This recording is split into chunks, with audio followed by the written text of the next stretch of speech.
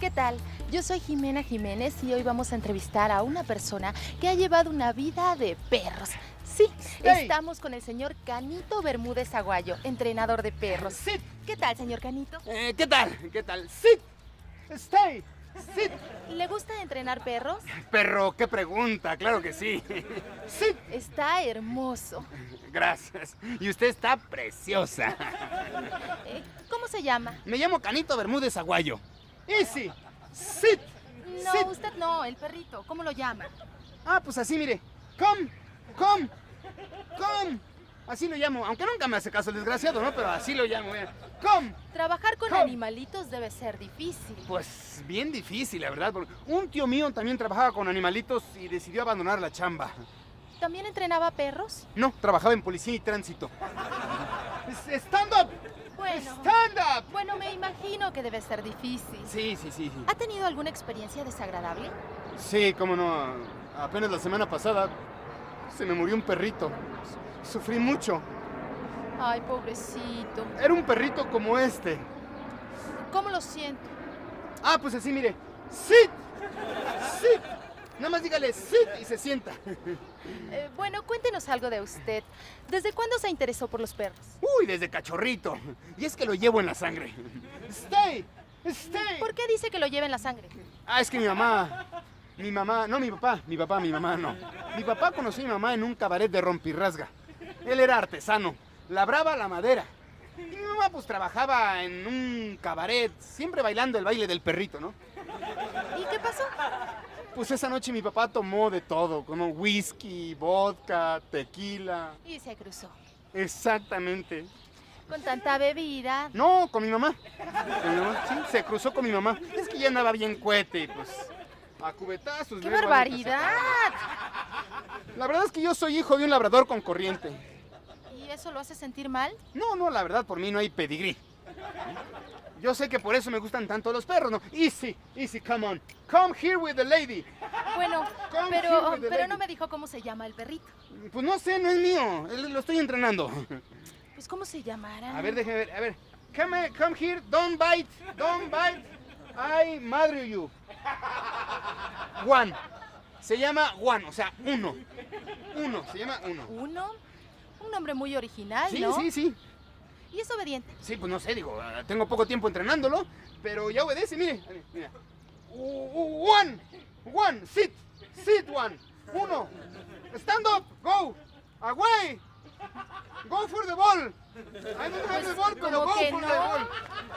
¿No? ¿Cómo que no? No, ¿verdad? Es que, a ver si en español, ¿no? Es que luego no es que no obedezcan, sino que no entienden. A ver, uno, párate uno. Se paró. Uno, échate uno.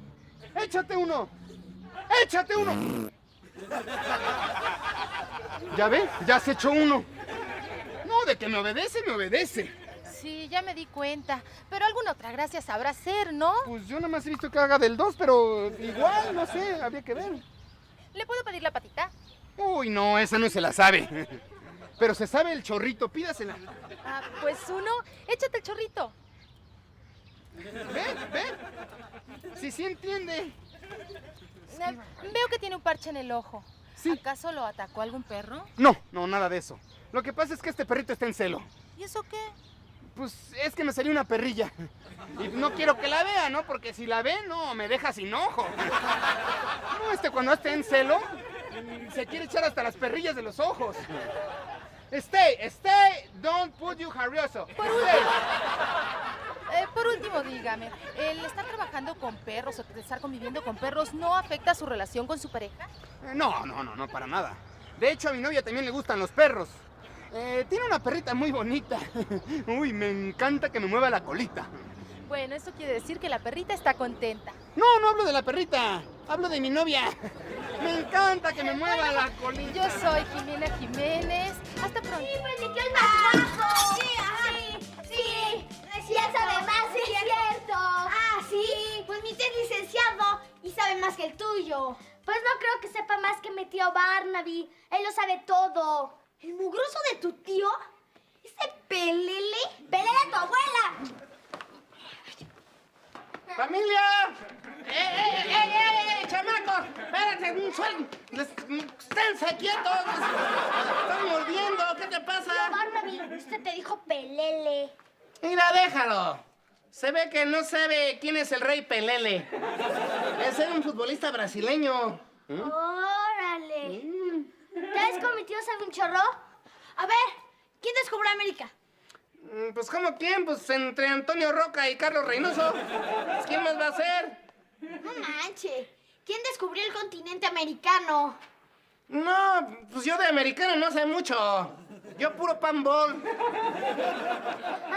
tío. Dile para que se calle. Caray, pues fue Cris. sí, Crisóstomo. Colín. Crisóstomo Colín. Eso no es cierto. Ah. Claro que sí. Mi tío no se equivoca. Cuéntale este inculto, tío. Claro que sí, Walter. Mira. Ahí tienen que... siéntense para que agarren confianza. Ahí tienen que hace muchos... Bueno, algunos años, ¿no? Allá por Xochimilco. Había un señor que se llamaba Crisóstomo Colín, que vivía en el puerto de Palos. Pues resulta que un día... Hola, Chabela. ¿Qué pasó, mi reina? Crisóstomo Colín, qué milagro, ¿cómo estás? Bien, mi reina, gracias. Joder, quiero que me prestes 3 carabelas, reinita. ¿Para qué? Pues que voy a ir en busca de las indias. ¿De las Indias de Oriente? No, de las indias del mercado. Es que tengo que comprar naranjas, chicles y trajes típicos. Ay, no, ¿cómo crees que te voy a prestar mis carabelas? Ándele, préstemelas, por favor. No, yo no presto. Ándele, y a mi regreso le doy medio kilo de naranjas. No, yo el kilo. Está bien, hasta 1 kilo de naranjas por las 3 carabelas. ¿Sí? Mira, está bien, te voy a dar una sola carabela. ¿Y cuál de las 3? La del medio. ¿La pinta? No, no la pinto. Si la quieres, llévatela así despintada. Si no, pues déjala ahí. Está bien. Gracias, mi reina. ¿Me la va a prestar por lo que hemos vivido usted y yo? Ay, ni me recuerdes, porque la última vez dejaste el colchón mojado. ¿Yo? ¿Cuándo? Aquella vez que te hiciste a la mar. No te hagas. No, sí me hice. Pero no fue a la mar, sino cuando estaba dormido. Oh, sigue, bebita. Sigue. Ay, Y así fue como Crisóstomo Colín convenció a Chabela de que le diera las naves. Y fue así como Crisóstomo Colín inició su recorrido en una carabela. Y claro, en compañía de los hermanos Panzón, 2 marineros y su amiga Guadalupe. Ah, y unos estudiantes que ese día estaban en la pinta. Adiós, guapos.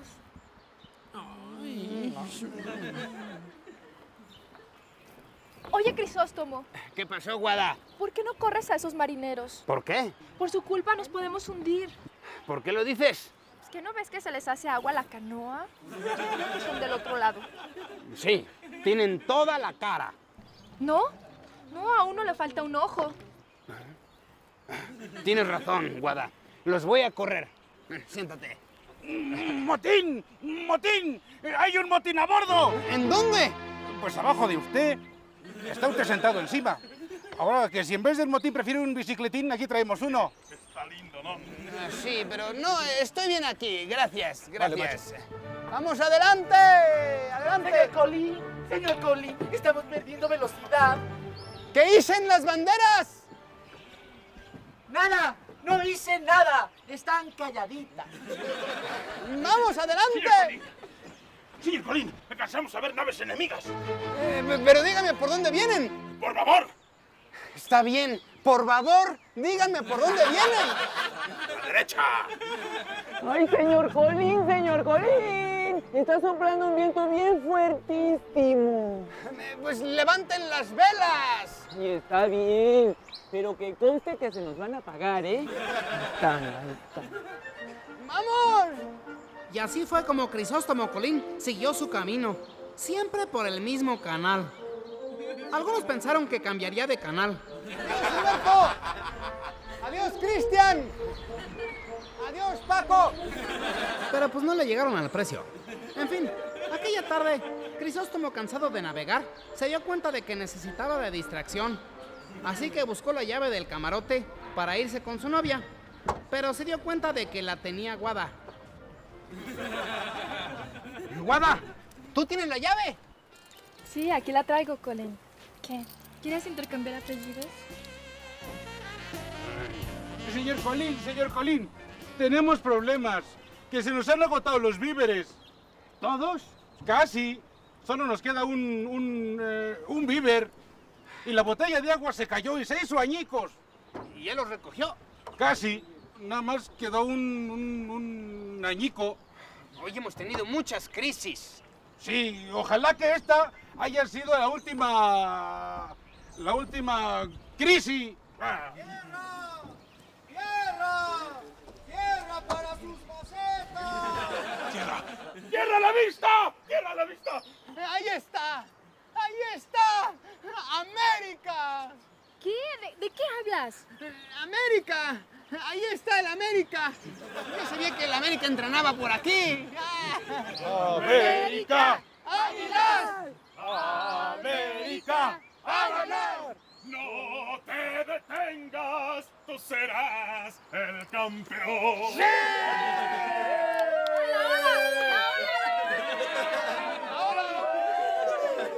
Y esta sí fue la real y verdadera historia de Crisóstomo Colín.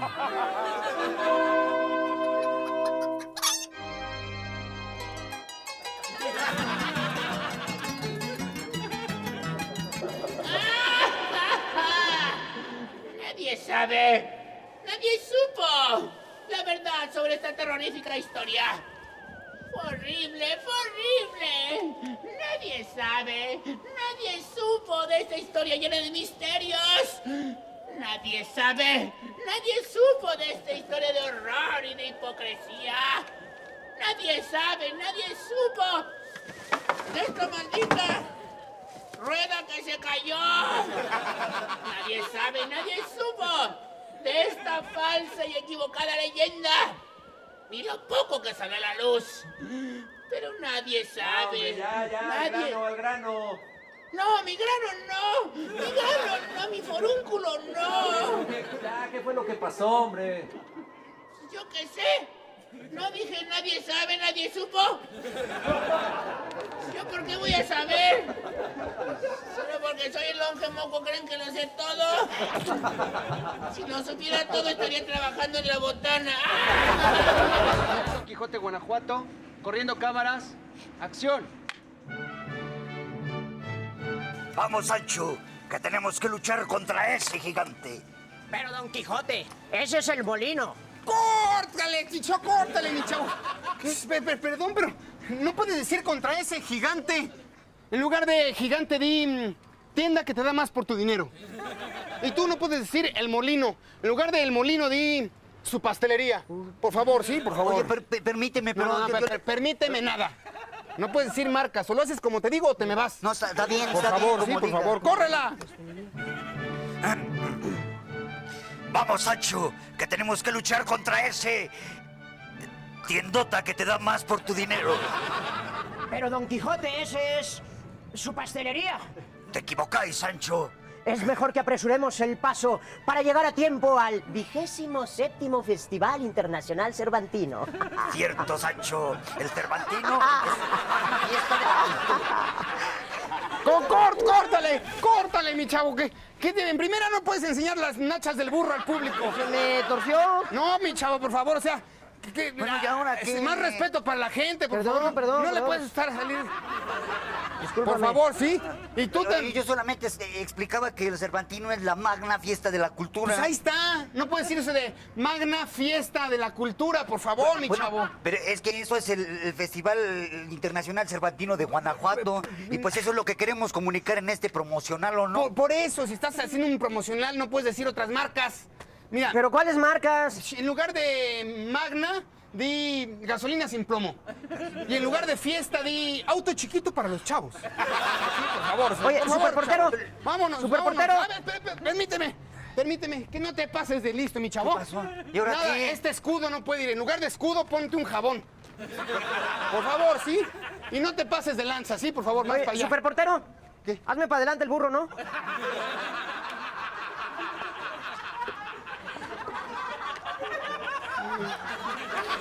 ¡Vámonos!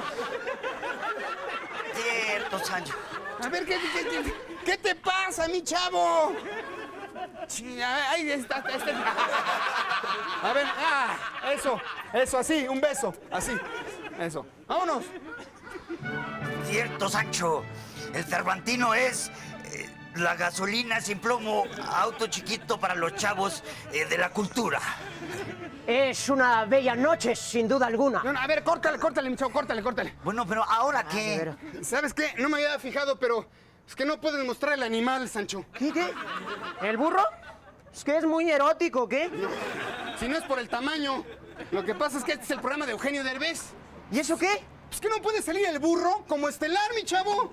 Este no es el programa del burro. Bueno, ¿y entonces qué hago? Pues no sé, mándalo a la radio o a Miami con Esteban o qué sé yo. Este es el programa de Derbez y aquí no puede estelarizar el burro, por favor, ¿sí, mi chavo?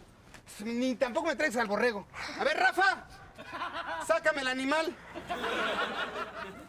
Ahí está, vámonos. ¡Órale! ¡Córrela! Es una bella noche, sin duda alguna, Don Quijote. Lo es, Sancho, lo es. ¡Córtale! ¿Qué no se dan cuenta de lo que hay ahí atrás? Pues un árbol. Pues sí, pero ¿qué tiene el árbol? A ver. Pues ramas. ¿Qué, ramas? ¡Ramones! Ay. Ya les dije que este programa es de Derbez. Así es que no quiero ni al burro, ni a borrego, ni mucho menos a Ramones. Esto es otro rollo. Digo, esto es diferente. Sí, a ver, producción. Tápenme esos Ramones allá atrás, por favor. Es la última vez que los digo, sí, porque si no, les paro la grabación. ¡Vámonos! Espérate. ¿Qué? ¿Y ahora eso qué? Es que es una araña capulina y un chapulín. Y aquí ni el burro, ni Ramones, ni Capulina, ni el chapulín. Y ni tampoco el caballo. Sáquenme al caballo, Rojas, por favor, órale. Pero... Ya les dije que este es el programa de Derbez, órale, para abajo. Ahora el caballo. O sea, la otra vez llegar montado en Chattanooga. Y tapa, que no se te vea la armadura. Por favor, que es un programa para niños. ¡Córrela! Es una linda noche, Don Quijote. Ciertamente, Sancho, lo es. El paisaje luce maravilloso. Ciertamente, Sancho, así luce. No, córtale, mi. ¿Ahora qué? ¡Chavos! ¿Qué les pasa? Pero si no dijimos ni marcas ni nada. Pero es así, pues se pasaron, mi chavo. Venían en el guiri. Y aquí nada de guiri. Este es el programa de Derbez. Por favor, ¿sí? No, ¿sabes qué? Nosotros ya nos vamos. Ya. Sí, vamos, no, yo Memo, ya. vamos. Pero... Además, ¿sabes qué, Memo? Pagaban mejor con la güereja, mano. ¡Sancho! Si vas a mi casa, dile a mi mujer que ya no tardo. Hoy en NBC tendremos a la gallina del programa de Eugenio Derbez, a quien le preguntaremos por qué sale de las puertas. Además, una entrevista con Máximo Trinquetes, uno de los más buscados rateros. También estrenamos el nuevo servicio del submarinóptero para usted que circula por los canales de Xochimilco.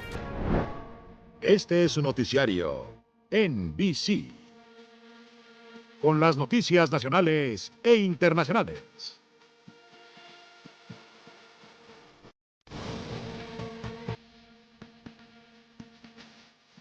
Lo más colorido de la nota roja.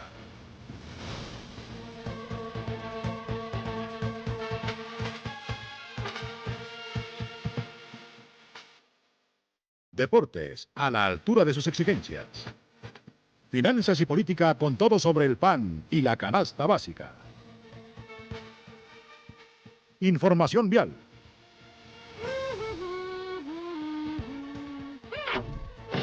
Y todo lo que diariamente sucede en la ciudad más grande del mundo.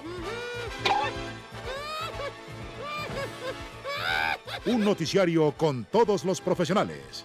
NBC.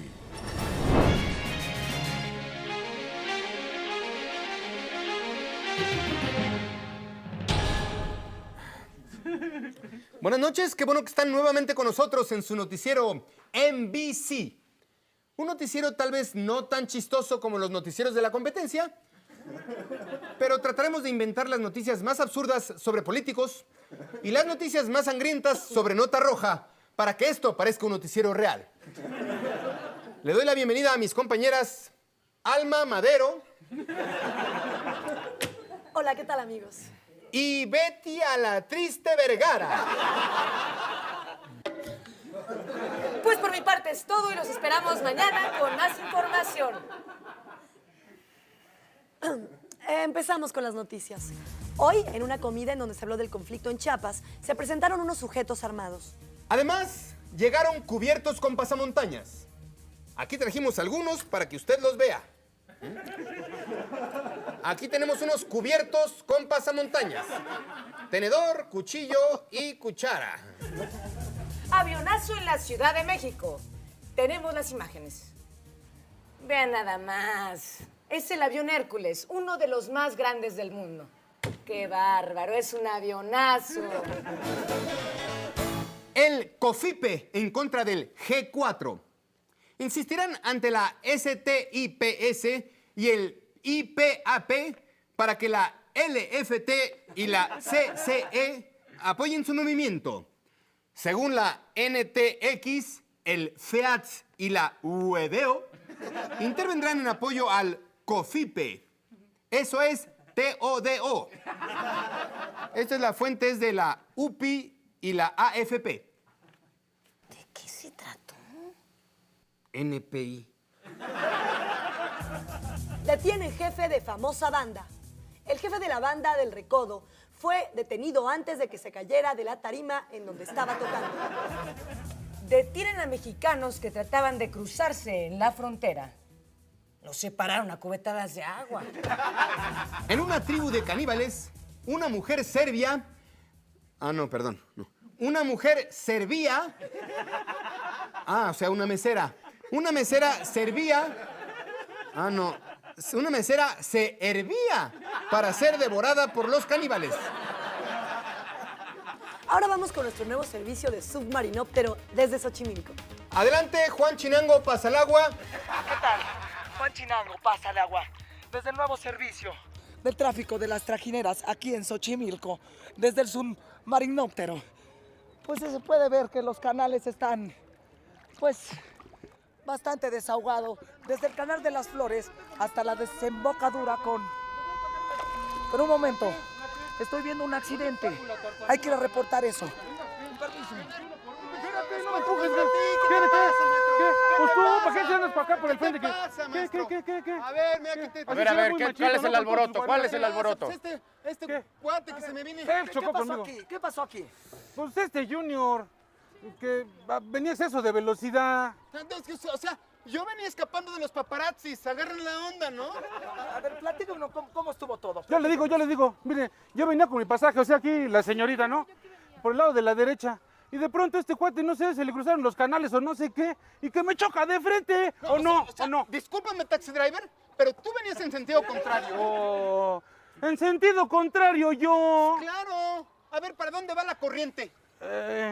Pues no sé, ¿para dónde vas, mi reina? Me voy aquí al embarcadero. Ahí está, al embarcadero. ¿Qué te pasa, ¿Quién tuvo la culpa, Poli? Yo creo que primero tenemos que desahogar todas las pruebas. Claro. No, o sea, yo solamente salí con mi escolta a comprar un poco de goma de mascar. ¿Sí o no, muchachos? Ahí está. Y de repente se me estampó el ecológico. Además fui benévolo, Porque por menos de eso, mis guaruras te matan. ¡Voy! Pues ¿qué? Dispárenme. Ay, caray, no. ¿Cómo te va a ir, maestro? Le sacamos la tartamuda. Bueno, yo creo que esto está más claro que el agua. Bueno, es un decir. Es muy obvio que fue el taxista. ¿Qué traes? ¿Que te pasaron una lana por abajo del agua? ¿Qué? ¿Tú también? ¿Qué? Momento, señores. Aquí el que tiene la última palabra soy yo. Así es que el que me voy a llevar con todo y su informóptero es a usted, desgraciado. Por andar entorpeciendo las vías de comunicación. Vientos, oficial, vientos.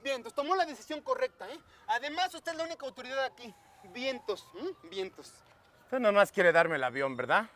No, o sea, no le puedo dar el avión porque lo vamos a utilizar para ir de compras a Houston. Pero le puedo dar un helicóptero si me deja ir, usted dígame. Ya vámonos, ¿no? Nos van a cerrar el baby. Bueno, señor, eso es todo mi reporte desde el submarinóptero. Nos vamos allá al estudio. al reclusorio. Dale, siéntese ahí. Vámonos. Gracias Juan. Y bueno, recuerden que después de este noticiero viene otro noticiero que es más noche, así es que vamos a ver ahora sí un breve informativo del noticiero que sigue a este noticiero. Vamos a ver.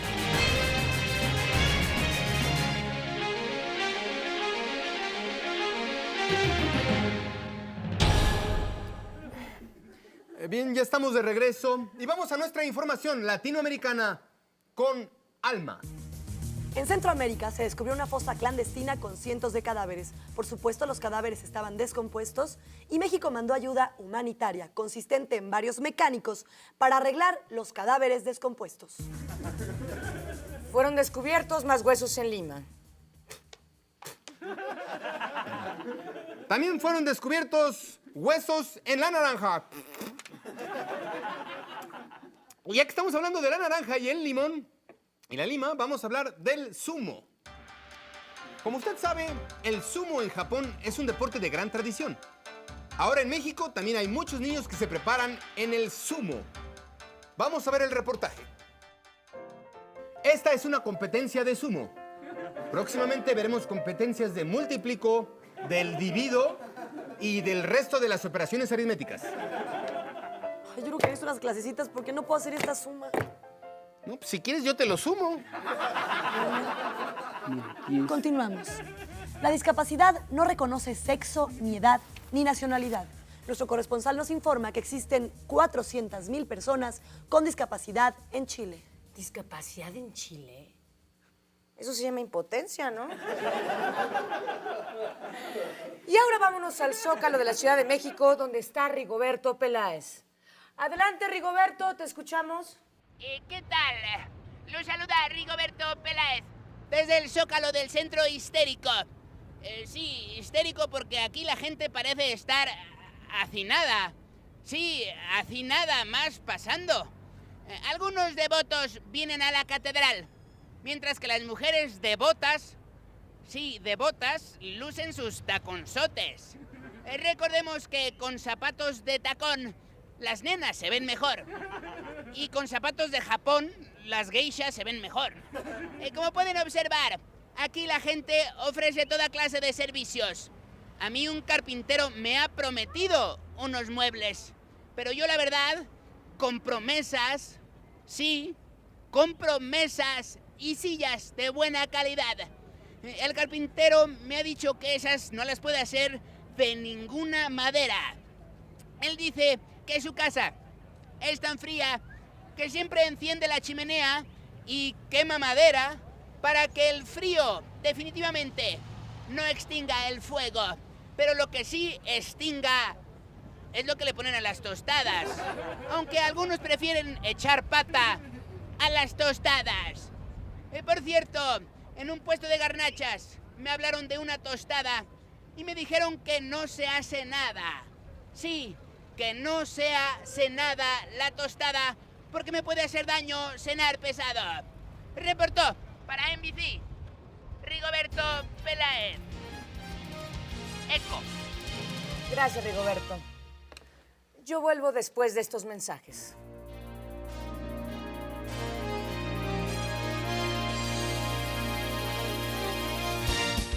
Al regresar, la entrevista con el ladrón más buscado, Máximo Trinquetes.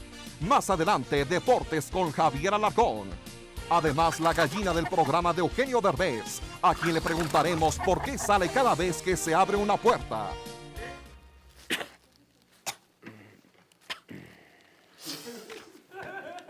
Tal como se los prometí, volví después de los comerciales.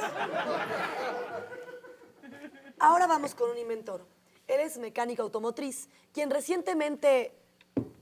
Perdón, ¿me informan que ya está lista la transmisión? Efectivamente, ya está lista la transmisión. Nuestro reportero nos tiene la exclusiva con uno de los ladrones más buscados porque se ha robado hasta las cosas más increíbles. Adelante, ¿te escuchamos? Quieto, desgraciado, de esta no te libras. Ojalá y te condenen a cadena perpetua, basura. Una gran sorpresa causó en la población la noticia de la detención del famoso multihomicida, ratero, asaltabancos y secuestrador Máximo Trinquetes en su domicilio de Los Reyes, Iztacala. ¡No es cierto! ¡No es cierto! ¿Cómo puede existir gente así? Afortunadamente ya te tenemos desalmado. La detención se logró gracias a la acción de la policía, cuando Máximo Trinquetes amenazó con secuestrar a un acaudalado empresario si no le mandaba a su domicilio de los Reyes Iztacala $15 millones. ¡No es cierto! ¡No es cierto! Ya ni la friegas. Querer secuestrar a un empresario. Sí, reconoce que la regaste, hermano. En este mismo año, intentó violar a más de 5 jóvenes que pertenecían a un club gay, pero no logró violarlos porque los gays lo permitieron sin oponer resistencia. ¡No es cierto! ¡No es cierto! Oye, ¿y si de veras no es cierto? Todos cometemos errores. Pues eso sí, a lo mejor merece una segunda oportunidad. Además, tenía en su casa un garage con más de 30 autos y piezas robadas. Cuando presidía el Banco de Inversiones Nacionales, cometió un fraude multimillonario. Asesinó a un extranjero en un taxi y vendía protección a los capos de la droga. ¡No es cierto! ¡No es cierto! Bueno, probando. Además, esos son delitos considerados no graves. No te preocupes. Ampárate y comunícate a Derechos Humanos. Si no eres muy culpable, pues en 2 días sales. También se le hace responsable de la sequía que azotó el país y los incendios forestales que hubo a principios de año, de las inundaciones en toda la República, de las explosiones con fuegos artificiales, de haberle cortado 3 dedos al vestido largo de su tía Tomasa, además de ser copartícipe del error de diciembre y organizador de marchas y bloqueos, y sobre todo, ahijado de Pati Chapoy. ¡No es cierto! ¡No es cierto! Sí es cierto, sí es cierto. Eso último sí es imperdonable, ¿eh? Siempre supuse que no eras una blanca palomita. Sí, eres el tipejo más ruin y despreciable que conozco. Y además, en el metro le pellizcó los glúteos a las hermanas de su custodios. ¿A mis hermanas? ¿Degenerado? Ahora sí te vamos a enseñar. De esta no sales. Yo me encargo, desgraciado. ¡No es cierto! ¡No es cierto! ¡Hasta te cambió la voz! Vámonos, desgraciado. ¡Jale! ¡Jale! ¡Reportó! ¡Reportó! ¡Máximo Rodríguez! No, digo, Rodrigo Trinquetes. No, digo, ¿ya para qué digo? Bueno, probando. Me robé el audio.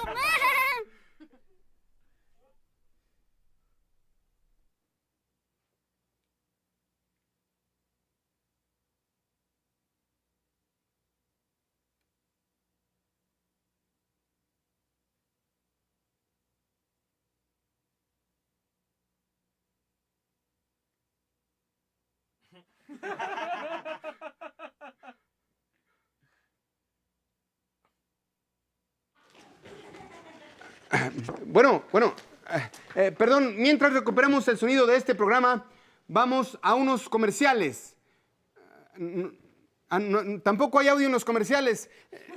Bueno, yo se los tarareo.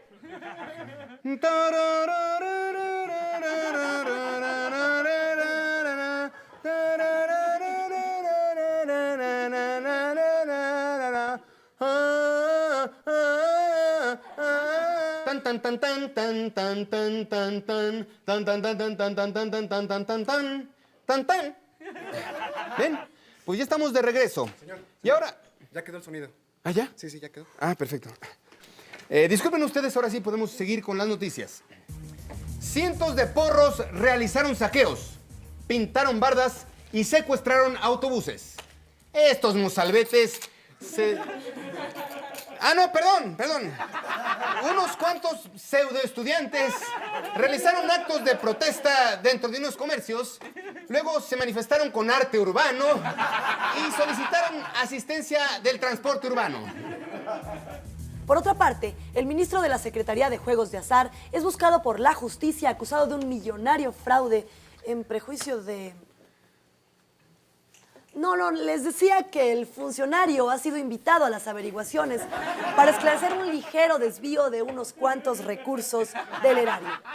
Se comprobó que policías y secuestradores asesinaron de 30 balazos hace 5 años al licenciado Efigenio Crespón. No, perdón. Se sigue investigando el posible suicidio del licenciado Crespón.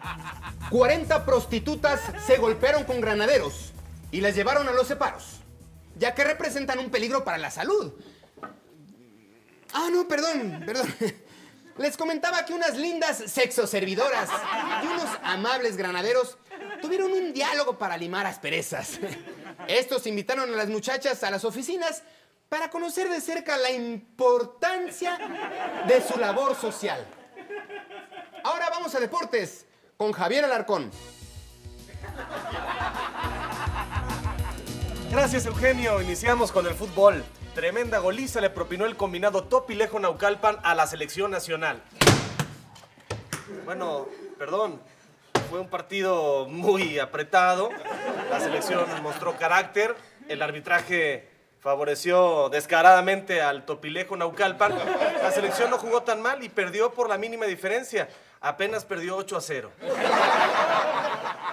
Y vamos a ver ahora, ¿qué tenemos, señor productor? Un penalti.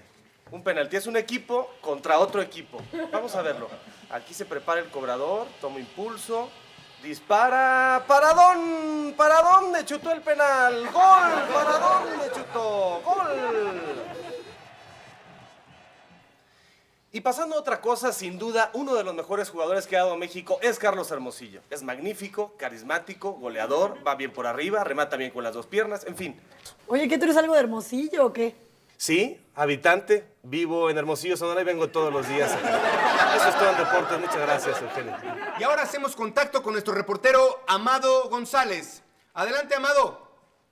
Amado. Hola, gordo. No, Amado, estamos al aire. Ay, perdón. Hola, Eugenio. Este es mi reporte. Hoy en un laboratorio biológico llegaron 2 ladrones protegidos por un grupo de robots. Oye, Amado, ¿y los robots estaban armados? Sí, estaban armados. Estaban armados en Hong Kong. No, me refiero a que si estaban armados con pistolas. No, yo creo que estaban armados con desarmadores, porque los tornillos los traían bien apretados. ¿Y qué querían los ladrones? Eran unos ladrones dementes. ¿Estaban locos? No, digo que eran ladrones dementes. Se robaron como 15 mentes. 15 cerebros. Nada más dejaron este. Mira. ¿Qué es eso? Sí, ¿qué es eso? No sea payaso. Bueno, ahora vamos con Betty, quien nos va a descifrar el enigma de la gallina. Así es, amigos. Seguramente ustedes en sus casas se han preguntado cientos de veces por qué sale la gallina cada vez que se abre una puerta. Pues hoy la hemos invitado para hacerle esta pregunta. Gallinita, ¿por qué siempre que se abre una puerta en el programa de vez en cuando, usted sale volando? Gallinita.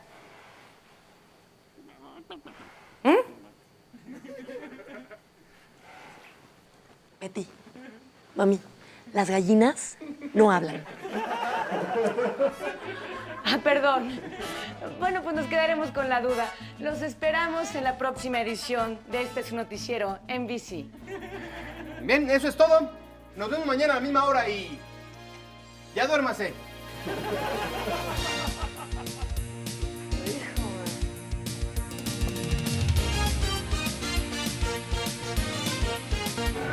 El día en que América fue descubierta por accidente, por error administrativo y por una confusión monumental entre un mapa al revés y un presupuesto inflado, nadie en el puerto pensó que aquel hombre flaco, de bigote dudoso y mirada convencida de saberlo todo sin saber absolutamente nada, terminaría convirtiéndose en el protagonista involuntario de la mayor hazaña histórica jamás mal contada, porque él no era navegante, ni conquistador, ni héroe, sino un funcionario menor del reino, asignado por equivocación al archivo náutico por haber firmado con tinta azul en lugar de negra. Y desde ese pequeño acto de rebeldía burocrática comenzó una cadena de acontecimientos que ni los cronistas más borrachos se atreverían a registrar con seriedad, ya que aquel hombre, cuyo nombre variaba según quien lo recordara, a veces Cristóbal, a veces Cristóforo, a veces simplemente, ese señor, había sido enviado al muelle con una orden clara y concisa que constaba de 3 palabras mal redactadas.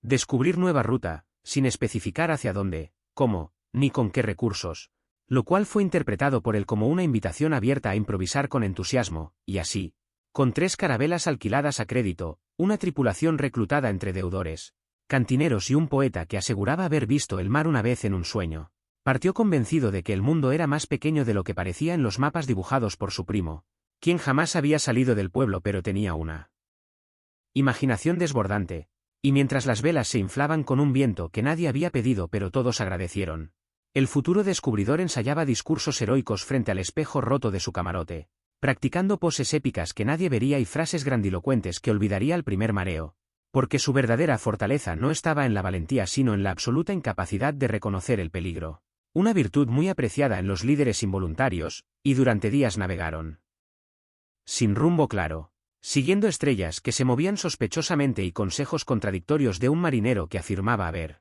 sido pez en una vida pasada, hasta que una mañana, cuando el pan ya sabía a madera y el agua tenía opiniones propias, alguien gritó tierra a la vista, no por certeza sino por costumbre, y aquel grito desencadenó una celebración anticipada que incluyó promesas de riquezas, títulos nobiliarios imaginarios y una breve discusión sobre quién se quedaría con el primer oro que todavía no habían visto, y al acercarse a la costa, el protagonista se preparó para su entrada triunfal ensayando una sonrisa histórica, sin saber que estaba a punto de pisar un lugar que no era Asia, ni las Indias, ni ningún sitio que figurara en los documentos oficiales, sino un territorio inmenso, vibrante y completamente ajeno a los planes del reino, habitado por personas que observaron aquella llegada con una mezcla de curiosidad, sospecha y la certeza inmediata de que esos hombres no sabían exactamente qué estaban haciendo, porque bajaron de los barcos discutiendo entre ellos sobre quién debía bajar primero para que pareciera importante.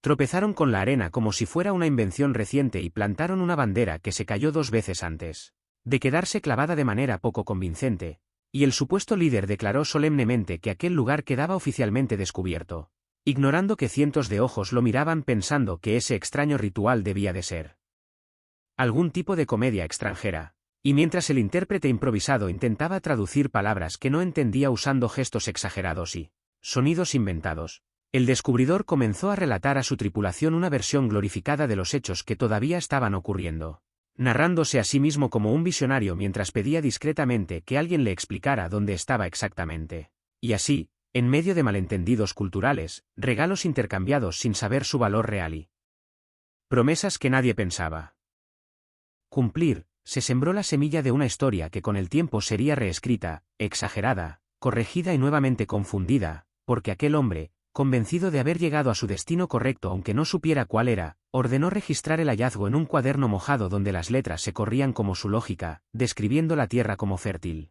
misteriosa y convenientemente cercana a donde él había prometido llegar, y esa noche, alrededor de una fogata que no encendieron ellos sino los habitantes del lugar por pura cortesía, el autoproclamado descubridor miró las estrellas con satisfacción, pensando que el mundo era, sin duda, más grande de lo que había imaginado pero también más indulgente con los errores bien narrados, y sin saberlo, mientras roncaba con la tranquilidad del ignorante optimista, acababa de iniciar una leyenda construida no sobre la verdad sino sobre la insistencia, la confusión y una fe inquebrantable en que si uno habla con suficiente seguridad, la historia termina creyéndote, y así concluyó el primer día del descubrimiento de América, no como lo cuentan los libros, sino como realmente comenzó, con un hombre equivocado en el lugar correcto por las razones incorrectas, convencido de que el destino siempre premia a quienes no revisan 2 veces las instrucciones.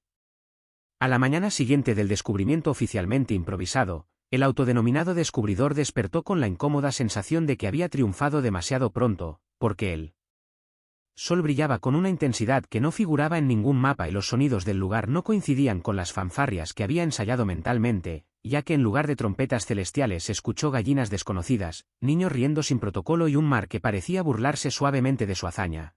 Y mientras se sacudía la arena del traje intentando conservar una dignidad que nunca había tenido del todo, comenzó a dictar órdenes con voz solemne para reafirmar su autoridad frente a una tripulación que empezaba a preguntarse si aquello contaría como destino final o solo como escala mal calculada, y así ordenó levantar un campamento provisional que terminó siendo permanente durante las siguientes semanas, con tiendas mal orientadas, fogatas que se apagaban solas y un improvisado palacio gubernamental construido con cajas de provisiones vacías y una mesa que cojeaba simbólicamente, y desde allí comenzó el segundo gran acto del descubrimiento, la administración de lo desconocido. porque el protagonista, armado únicamente con su confianza desmedida y un manual de procedimientos escrito para situaciones completamente distintas, decidió organizar el territorio como si fuera una extensión del reino, nombrando cargos que nadie entendía, asignando impuestos que nadie pensaba pagar y fundando instituciones que solo existían en su imaginación. Mientras los habitantes del lugar observaban con paciencia ancestral aquel teatro administrativo donde un grupo de hombres discutía durante horas sobre quién tenía autoridad para decidir dónde colocar una puerta que no llevaba a ninguna parte, y en medio de esa confusión, el descubridor convocó a su primera gran asamblea histórica, un evento tan solemne como inútil, donde proclamó que aquel territorio sería recordado por generaciones como el inicio de una nueva era.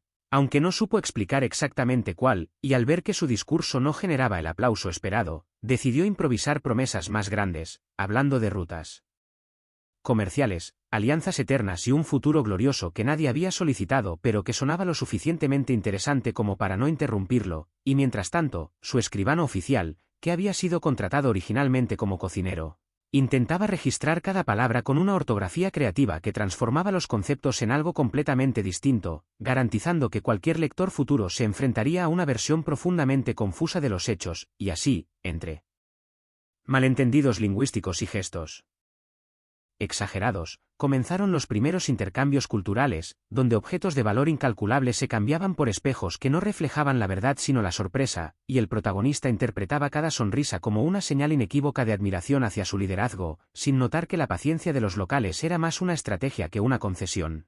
Y durante esos días, el descubridor comenzó a convencerse de que su misión era mucho más compleja de lo esperado, no porque implicara peligro real, sino porque exigía una coherencia que él no estaba preparado para ofrecer, y aún así, decidió avanzar con determinación, organizando expediciones cortas tierra adentro que siempre terminaban regresando al mismo punto por haber seguido a guías que se distraían con facilidad o por haber interpretado mal las señales del camino. Lo cual no impidió que cada regreso fuera celebrado como un éxito parcial, adornado con relatos heroicos donde los pequeños tropiezos se transformaban en batallas épicas contra fuerzas invisibles, y poco a poco, la figura del descubridor fue creciendo no por sus acciones sino por su habilidad para narrarlas, convirtiendo cada error en una anécdota fundacional y cada duda en una muestra de profunda reflexión estratégica, y así, cuando finalmente llegó la noticia de que una embarcación del reino se acercaba para verificar el progreso de la expedición, el protagonista sintió una mezcla de orgullo y pánico, porque debía demostrar resultados tangibles de un descubrimiento que todavía no entendía del todo, y pasó noches enteras ensayando explicaciones convincentes, ordenando que se limpiara el campamento, que se alinearan los objetos intercambiados como si fueran tributos oficiales y que todos repitieran una versión consensuada de los acontecimientos, aunque nadie recordaba exactamente cuál era. Y cuando la nave finalmente apareció en el horizonte, el descubridor se colocó en primera línea, infló el pecho y se preparó para recibir a los emisarios. Con una sonrisa histórica, convencido de que la historia no se escribe con precisión sino con seguridad, y mientras el mar seguía moviéndose indiferente y la tierra permanecía firme bajo sus pies, él se dijo a sí mismo que aquel descubrimiento, aunque imperfecto, ya era irreversible, porque una vez que algo es nombrado, registrado y defendido con suficiente entusiasmo, deja de pertenecer al azar y pasa a formar parte del relato, y así, en ese segundo acto del descubrimiento de América, no se conquistaron territorios ni se encontraron riquezas legendarias, pero se estableció algo mucho más duradero, una narrativa oficial sostenida por la convicción de un hombre que no sabía exactamente dónde estaba, pero estaba absolutamente seguro de que había llegado.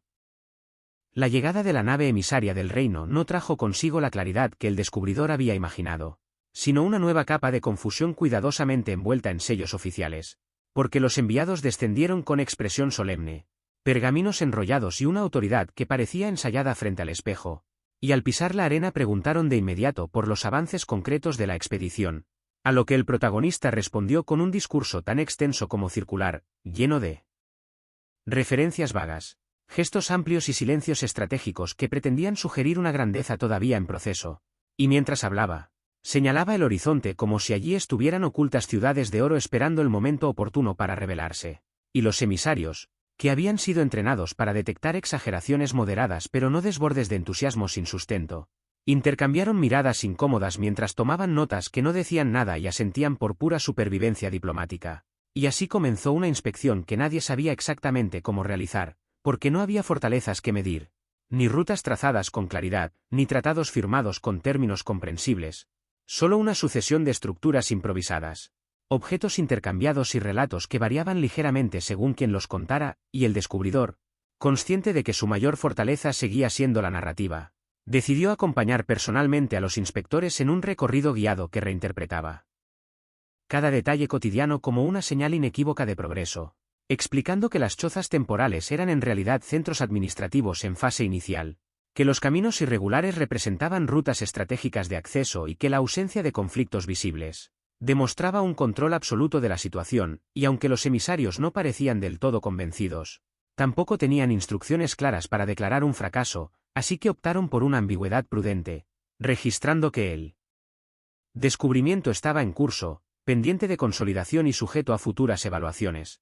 Una frase lo suficientemente flexible como para significar cualquier cosa, y mientras tanto, los habitantes del lugar continuaban observando aquella comedia burocrática con una paciencia que rozaba la curiosidad antropológica, aprendiendo rápidamente que esos hombres funcionaban a base de palabras largas, símbolos brillantes y decisiones que podían cambiar de un día para otro sin explicación aparente, y el protagonista, al notar que su posición dependía cada vez más de mantener la ilusión de avance constante, comenzó a intensificar sus esfuerzos organizativos, creando comisiones para tareas indefinidas, nombrando responsables de áreas inexistentes y estableciendo horarios estrictos para actividades que nadie comprendía, pero que generaban una sensación reconfortante de orden, y así, el campamento se transformó en una especie de teatro administrativo donde todos tenían un rol asignado aunque nadie supiera exactamente para qué servía.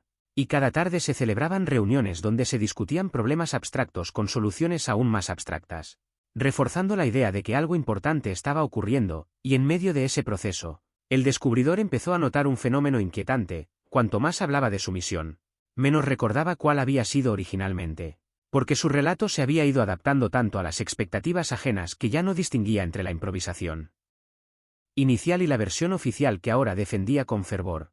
Y esa confusión interna se manifestó en sueños donde mapas se movían solos, las brújulas giraban sin sentido y las voces del reino se mezclaban con las del mar en una lengua incomprensible. Y aún así, al despertar, seguía adelante con la misma determinación, convencido de que dudar sería mucho más peligroso que equivocarse.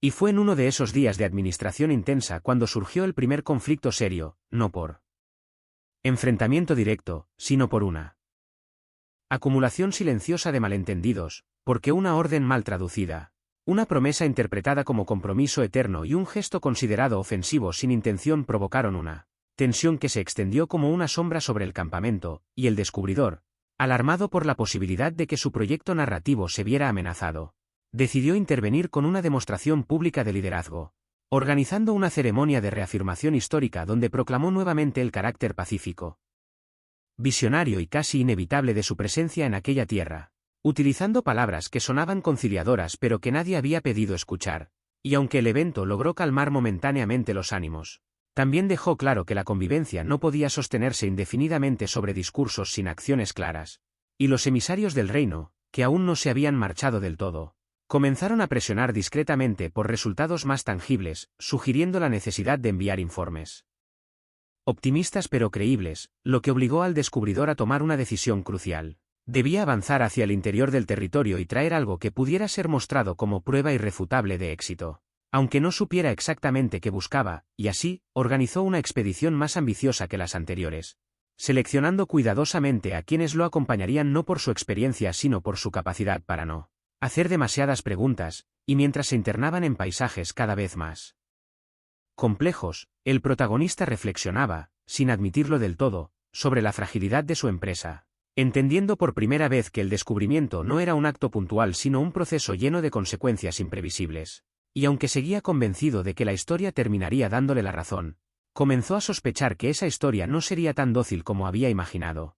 Y cuando al final del recorrido encontraron algo que no figuraba en ningún relato previo, algo que no podía ser fácilmente explicado ni adornado con palabras grandilocuentes, el descubridor sintió una mezcla de miedo y fascinación, porque por primera vez desde su llegada, se enfrentaba a una realidad que no podía controlar con discursos, y ese momento, aparentemente pequeño y silencioso, marcó un punto de inflexión invisible en el descubrimiento de América, donde la comedia empezó a rozar peligrosamente el terreno de lo imprevisible, y aunque nadie en ese instante fue plenamente consciente de ello, todos sintieron, de alguna manera, que el relato estaba a punto de cambiar.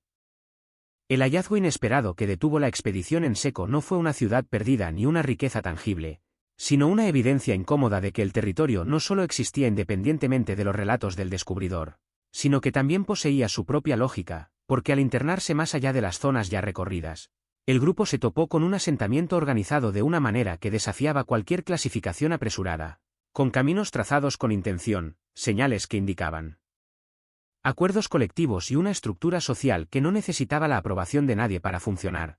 Y el protagonista, acostumbrado a interpretar todo desde la óptica de su misión improvisada, intentó encajar aquella realidad en su discurso habitual, pero por primera vez las palabras le parecieron insuficientes, no porque faltaran, sino porque sobraban, y mientras sus acompañantes observaban con una mezcla de respeto y nerviosismo, él comprendió que ese descubrimiento no podía presentarse como una extensión pasiva de su empresa, ya que implicaba reconocer una complejidad que escapaba a su control narrativo, y esa sensación de desajuste se intensificó cuando los habitantes del asentamiento reaccionaron a la llegada de los extranjeros sin sorpresa ni temor exagerado, como si aquel encuentro fuera uno más en una larga serie de contactos mal documentados, y el descubridor sintió, sin querer admitirlo, que su hazaña empezaba a parecer menos única de lo que había imaginado, y aún así, fiel a su naturaleza, decidió convertir esa incomodidad en una oportunidad discursiva, interpretando la organización del lugar como una señal de potencial alianza futura y hablando con entusiasmo de cooperación,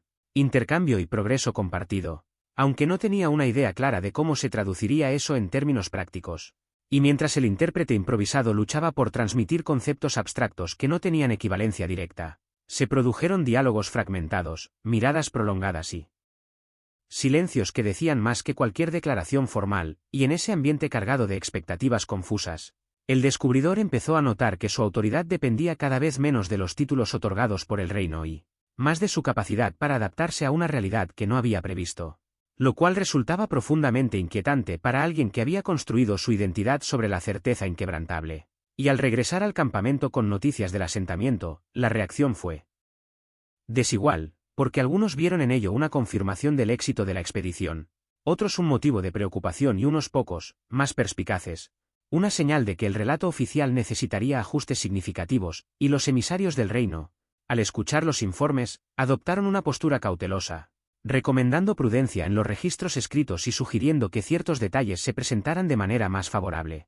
lo que obligó al descubridor a enfrentarse a una decisión incómoda.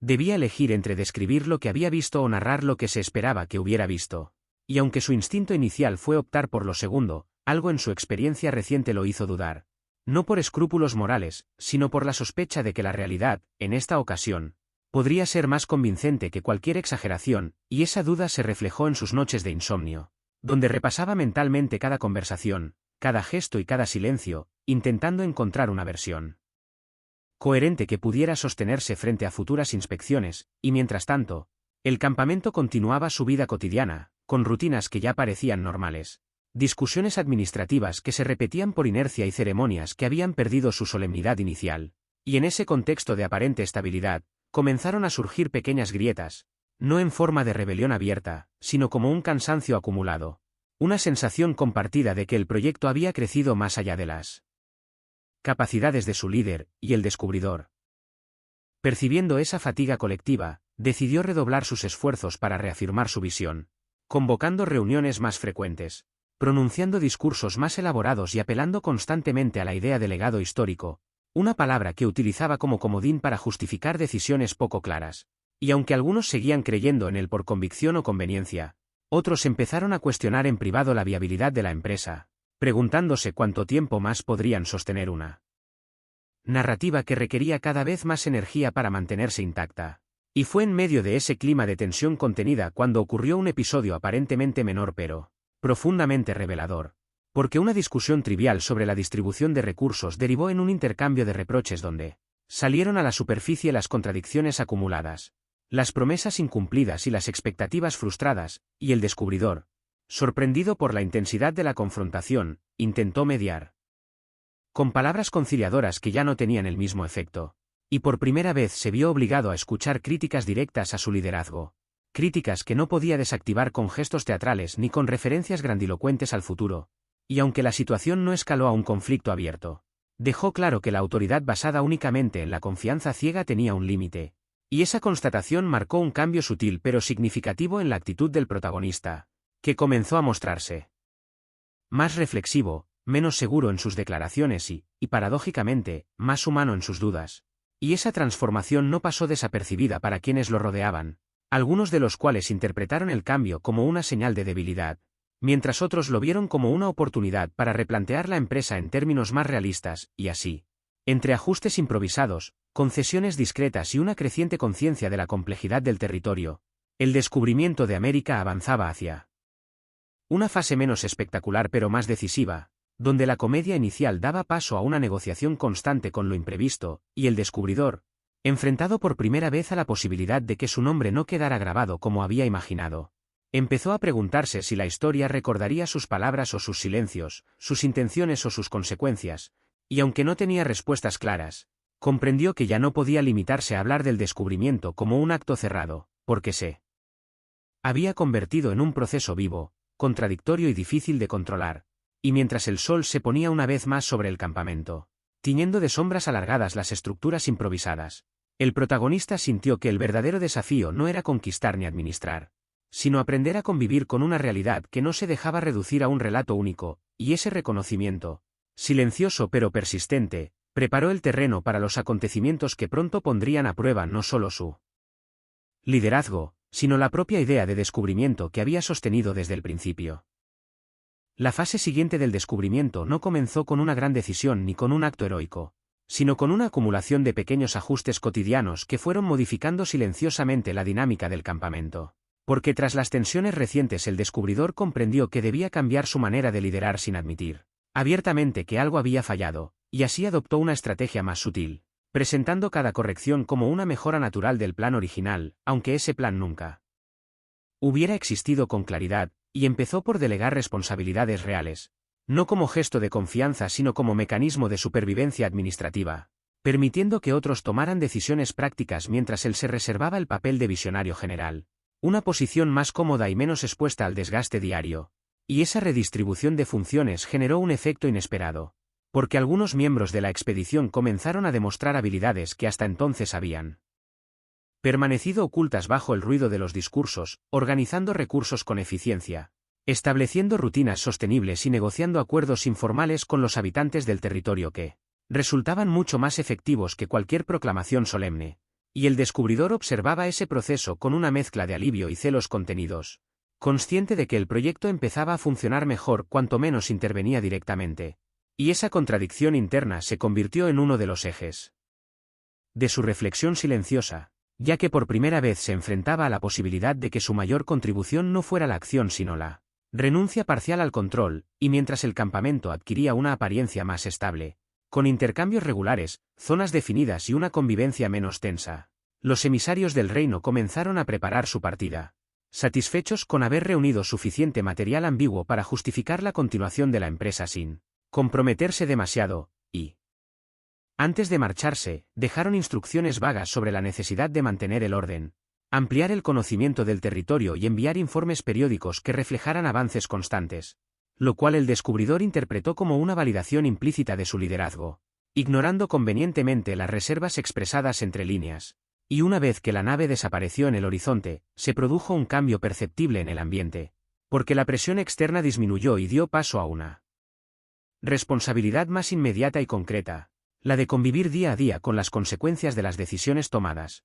Y fue en ese contexto cuando comenzaron las primeras exploraciones sistemáticas del entorno cercano, no motivadas por la búsqueda de grandeza histórica, sino por necesidades prácticas como asegurar alimentos, identificar rutas seguras y comprender los ciclos naturales del lugar, y el descubridor, aunque participaba nominalmente en esas actividades, lo hacía cada vez más como observador que como líder activo, tomando notas mentales que luego transformaba en reflexiones amplias sobre el destino y la adaptación.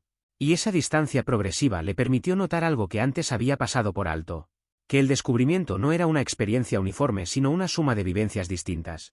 Porque mientras para él representaba una empresa narrativa en constante revisión, para otros era simplemente una nueva forma de vida que se iba consolidando sin necesidad de grandes declaraciones, y esa diferencia de perspectivas comenzó a generar una brecha silenciosa entre su visión y la de quienes lo rodeaban, no en forma de conflicto abierto, sino como una divergencia gradual de intereses, y mientras algunos se sentían cada vez más arraigados al territorio, aprendiendo sus ritmos y estableciendo vínculos duraderos, el descubridor seguía pensando en términos de regreso, reconocimiento y legado, aunque esas palabras empezaban a perder nitidez en su mente, y en medio de ese proceso de adaptación desigual, surgió una situación que puso a prueba la frágil estabilidad alcanzada, porque un desacuerdo aparentemente menor sobre el uso de una zona compartida escaló rápidamente debido a interpretaciones distintas de compromisos previos, y aunque no derivó en violencia, dejó en evidencia la falta de acuerdos claros y la necesidad urgente de establecer normas comprensibles para todos. Y el descubridor, consciente de la importancia simbólica de intervenir, decidió convocar una reunión amplia donde se discutirían las bases de una convivencia más estructurada, un acto que él presentó como un paso histórico hacia la consolidación del descubrimiento, aunque en el fondo se trataba de una negociación básica de coexistencia, y durante esa reunión, marcada por traducciones imperfectas, silencios largos y gestos cuidadosos, el protagonista se enfrentó a una realidad incómoda, que sus palabras ya no tenían el peso automático de antes, y que debía escuchar tanto como hablar si quería mantener algún tipo de autoridad, y ese ejercicio de escucha forzada resultó revelador, porque le permitió comprender que muchas de las tensiones previas no se debían a una resistencia al cambio, sino a la falta de claridad y coherencia en las decisiones tomadas, y aunque esa comprensión llegó tarde, abrió la puerta a una serie de acuerdos pragmáticos que mejoraron significativamente la convivencia diaria. Y tras ese episodio, el descubridor experimentó una sensación extraña de alivio, como si al ceder parte de su protagonismo hubiera reducido también el peso de una expectativa imposible de cumplir, y esa sensación se reflejó en su comportamiento posterior, más reservado, menos dado a los grandes gestos y más atento a los detalles concretos, lo cual fue interpretado de maneras diversas por su entorno, algunos viéndolo como una maduración necesaria y otros como una señal de que el proyecto original había perdido su impulso inicial, y mientras tanto, el territorio seguía revelando aspectos nuevos a medida que se lo recorría con mayor atención, no como un escenario para hazañas legendarias, sino como un espacio complejo que exigía respeto y adaptación, y el descubridor, aunque seguía aferrado a la idea de que su nombre quedaría asociado para siempre a aquel lugar, comenzó a aceptar, aunque nunca lo expresara en voz alta, que la historia rara vez se ajusta a las intenciones individuales, y que el descubrimiento de América, tal como lo había imaginado, ya no le pertenecía por completo, porque se había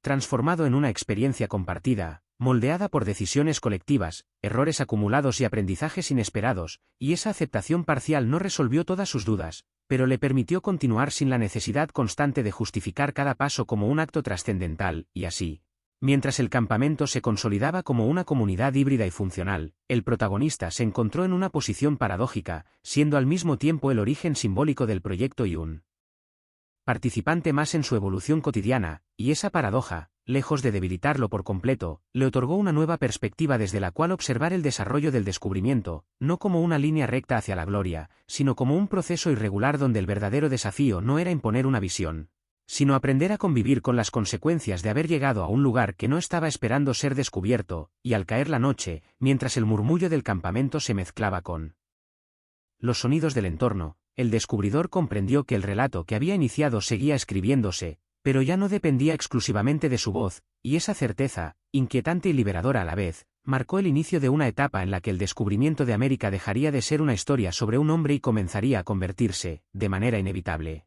en una historia sobre muchos. Con el paso de los meses, el descubrimiento dejó de sentirse como un acontecimiento excepcional y empezó a percibirse como una condición permanente. Una circunstancia que ya no sorprendía a nadie pero que seguía exigiendo ajustes constantes, porque la convivencia entre quienes habían llegado por azar y quienes siempre habían estado allí generaba una dinámica cambiante, llena de acuerdos tácitos, malentendidos recurrentes y una negociación diaria que nunca figuraría en los registros oficiales, y el descubridor, ahora más consciente de su papel ambiguo, se movía entre ambos mundos como una figura cada vez más simbólica que operativa, participando en reuniones, escuchando relatos ajenos y ofreciendo opiniones cuidadosamente medidas para no reavivar tensiones pasadas. Y esa moderación calculada fue interpretada como sabiduría por algunos y como cansancio por otros, pero en cualquier caso marcó un cambio definitivo en la manera en que se relacionaba con el territorio y con las personas que lo habitaban, y mientras el campamento evolucionaba hacia una estructura más estable, con espacios definidos, normas compartidas y una rutina que ya no dependía de órdenes improvisadas, comenzaron a surgir preguntas que antes se evitaban deliberadamente, preguntas sobre el futuro, sobre la permanencia y sobre la posibilidad real de regresar al reino con algo más que relatos adornados. Y el descubridor, enfrentado a esas inquietudes, descubrió que ya no tenía respuestas claras, porque el tiempo transcurrido había diluido la urgencia del regreso y había transformado la empresa inicial en algo demasiado complejo como para resumirlo en un informe convincente, y esa incertidumbre se reflejaba en sus noches de reflexión silenciosa, donde repasaba mentalmente el camino recorrido, no con nostalgia heroica sino con una curiosidad casi ajena, como si observara la historia de otro. Y fue en uno de esos periodos de introspección cuando recibió noticias inesperadas del reino, mensajes fragmentados que hablaban de cambios políticos, nuevas prioridades y una creciente distancia entre las expectativas iniciales y la realidad del proyecto americano. Y aunque esas noticias no ordenaban explícitamente el fin de la expedición, sí sugerían una reevaluación que colocaba al descubridor en una posición incómoda, porque debía decidir si reforzaba la narrativa del éxito continuo o si comenzaba a preparar una versión más honesta, con el riesgo de perder reconocimiento y apoyo, y esa decisión se volvió aún más compleja al observar que muchos de sus compañeros ya no concebían su presencia en el territorio como temporal, sino como una vida que había adquirido sentido propio, con vínculos, responsabilidades y una identidad emergente que no encajaba fácilmente en las categorías del reino. Y esa divergencia de perspectivas generó conversaciones tensas, no por confrontación directa, sino por la dificultad de conciliar proyectos de vida tan distintos, y el descubridor, consciente de que su autoridad simbólica aún tenía peso, intentó mediar proponiendo escenarios abiertos, donde el descubrimiento pudiera entenderse tanto como un puente hacia el regreso como el inicio de algo nuevo y autónomo, una ambigüedad que reflejaba su propia confusión interna, y mientras tanto, el territorio seguía imponiendo sus propios ritmos, con estaciones que obligaban a adaptar las prácticas cotidianas, fenómenos naturales que recordaban la fragilidad de cualquier planificación excesiva, y una complejidad ambiental que desafiaba las simplificaciones habituales, y esa interacción constante con el entorno fue moldeando una comprensión más profunda del lugar, no como un espacio a conquistar o administrar, sino como un sistema vivo que exigía respeto y atención. Y el descubridor, aunque tardíamente, comenzó a apreciar esa dimensión, incorporándola a sus reflexiones y, en ocasiones, a sus relatos oficiales, aunque de manera cuidadosamente dosificada. Y en ese proceso de adaptación mutua, surgió un nuevo desafío que puso a prueba la cohesión alcanzada, porque la llegada de un pequeño grupo externo, motivado por rumores exagerados de riqueza y éxito, reintrodujo viejas expectativas y tensiones que se creían superadas, y esos recién llegados, armados con ideas preconcebidas y una urgencia desmedida por obtener resultados rápidos, chocaron con la realidad establecida, cuestionando acuerdos existentes y presionando al descubridor para que retomara un liderazgo más asertivo y espectacular, y esa presión reavivó conflictos internos, porque algunos vieron en ella una oportunidad para recuperar el impulso inicial, mientras otros la percibieron como una amenaza al equilibrio cuidadosamente construido, y el protagonista, atrapado entre esas posturas, se vio obligado a intervenir con mayor claridad de la que hubiera deseado, organizando encuentros donde se expusieron las diferencias de visión de manera más explícita que nunca, y aunque esas discusiones fueron intensas, también resultaron reveladoras, porque pusieron de manifiesto que el descubrimiento ya no podía sostenerse sobre una única narrativa, sino que debía reconocer la coexistencia de múltiples interpretaciones y expectativas, y esa constatación, lejos de resolver el conflicto de inmediato, abrió un espacio para una negociación más honesta, donde se establecieron límites claros sobre lo que podía esperarse del territorio y de quienes lo habitaban, y tras ese proceso, el descubridor experimentó una sensación ambivalente, porque aunque había logrado evitar una fractura mayor, también había aceptado implícitamente que su papel como figura central estaba llegando a su fin, no por fracaso evidente, sino por la evolución natural de un proyecto que había superado su origen individual, y esa aceptación se manifestó en una actitud más contemplativa, menos preocupada por el reconocimiento externo y más atenta a las dinámicas internas que sostenían la convivencia diaria, y mientras el campamento continuaba su transformación en una comunidad compleja y diversa, el protagonista comenzó a preguntarse qué significaría realmente concluir el descubrimiento, no como un acto formal, sino como una etapa personal, y aunque esa pregunta no tenía una respuesta inmediata, marcó un cambio profundo en su manera de situarse frente a la historia que había iniciado, porque por primera vez consideró seriamente la posibilidad de que su mayor legado no fuera el haber llegado primero, sino el haber aprendido, aunque tarde y de manera imperfecta, a retirarse parcialmente para permitir que otros construyeran algo más duradero, y esa reflexión, silenciosa pero persistente, acompañó cada uno de sus pasos mientras el descubrimiento de América avanzaba hacia una fase donde las decisiones ya no girarían en torno a la sorpresa del encuentro, sino a la responsabilidad de la permanencia.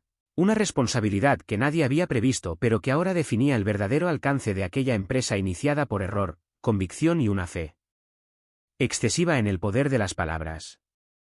El tiempo, que al principio parecía un recurso abundante y casi irrelevante, comenzó a convertirse en un factor decisivo que condicionaba cada decisión, porque la comunidad que había surgido del descubrimiento improvisado ya no podía sostenerse únicamente sobre la adaptación espontánea y la buena voluntad acumulada, y el descubridor, consciente de esa transformación, empezó a percibir cómo su propia figura se diluía lentamente en la estructura colectiva, no como una desaparición abrupta sino como una transición silenciosa hacia un papel menos visible pero aún cargado de significado, y esa percepción se intensificó cuando los asuntos cotidianos dejaron de requerir su presencia directa, resolviéndose a través de acuerdos prácticos entre personas que habían aprendido a convivir sin necesidad de una autoridad central constante. Y aunque ese funcionamiento autónomo era, en teoría, una señal de éxito, para el protagonista implicaba enfrentarse a una sensación de desplazamiento que no había anticipado, porque durante mucho tiempo su identidad había estado ligada a la idea de ser imprescindible, y ahora se encontraba observando desde la periferia cómo otros tomaban decisiones que antes le habrían correspondido, y esa observación no estaba exenta de orgullo ni de melancolía, sino que mezclaba ambos sentimientos en proporciones cambiantes según el día, y mientras tanto, el territorio seguía imponiendo desafíos que no podían resolverse con discursos ni con gestos simbólicos, como la necesidad de gestionar recursos escasos en determinadas estaciones, de responder a fenómenos naturales inesperados y de mantener el equilibrio entre las distintas sensibilidades culturales que coexistían en un espacio cada vez más compartido, y el descubridor, aunque ya no lideraba cada iniciativa, era consultado con frecuencia por su experiencia acumulada, no tanto por sus conocimientos técnicos como por su capacidad para contextualizar los problemas dentro de una historia más amplia. Y ese rol de narrador experimentado le permitió aportar una perspectiva que, aunque menos decisiva que antes, seguía siendo valorada, y fue precisamente en una de esas consultas cuando surgió un debate que marcaría un punto de inflexión, porque se planteó por primera vez de manera explícita la posibilidad de establecer una estructura permanente que no dependiera del reconocimiento del reino, una idea que hasta entonces había flotado implícitamente pero que nadie se había atrevido a formular con claridad. Y esa propuesta generó reacciones diversas, desde el entusiasmo prudente hasta la preocupación abierta, porque implicaba redefinir no solo la organización interna sino también la relación con un poder lejano que aún reclamaba autoridad simbólica sobre el territorio, y el descubridor, enfrentado a esa discusión, sintió el peso de su historia personal, porque sabía que cualquier postura que adoptara sería interpretada como una señal decisiva, y tras un periodo de reflexión deliberadamente prolongado, optó por una intervención medida, señalando que el descubrimiento había sido, desde su inicio, un proceso de adaptación continua, y que cualquier estructura futura debía reflejar esa flexibilidad en lugar de imponer un modelo rígido que no respondiera a la realidad vivida.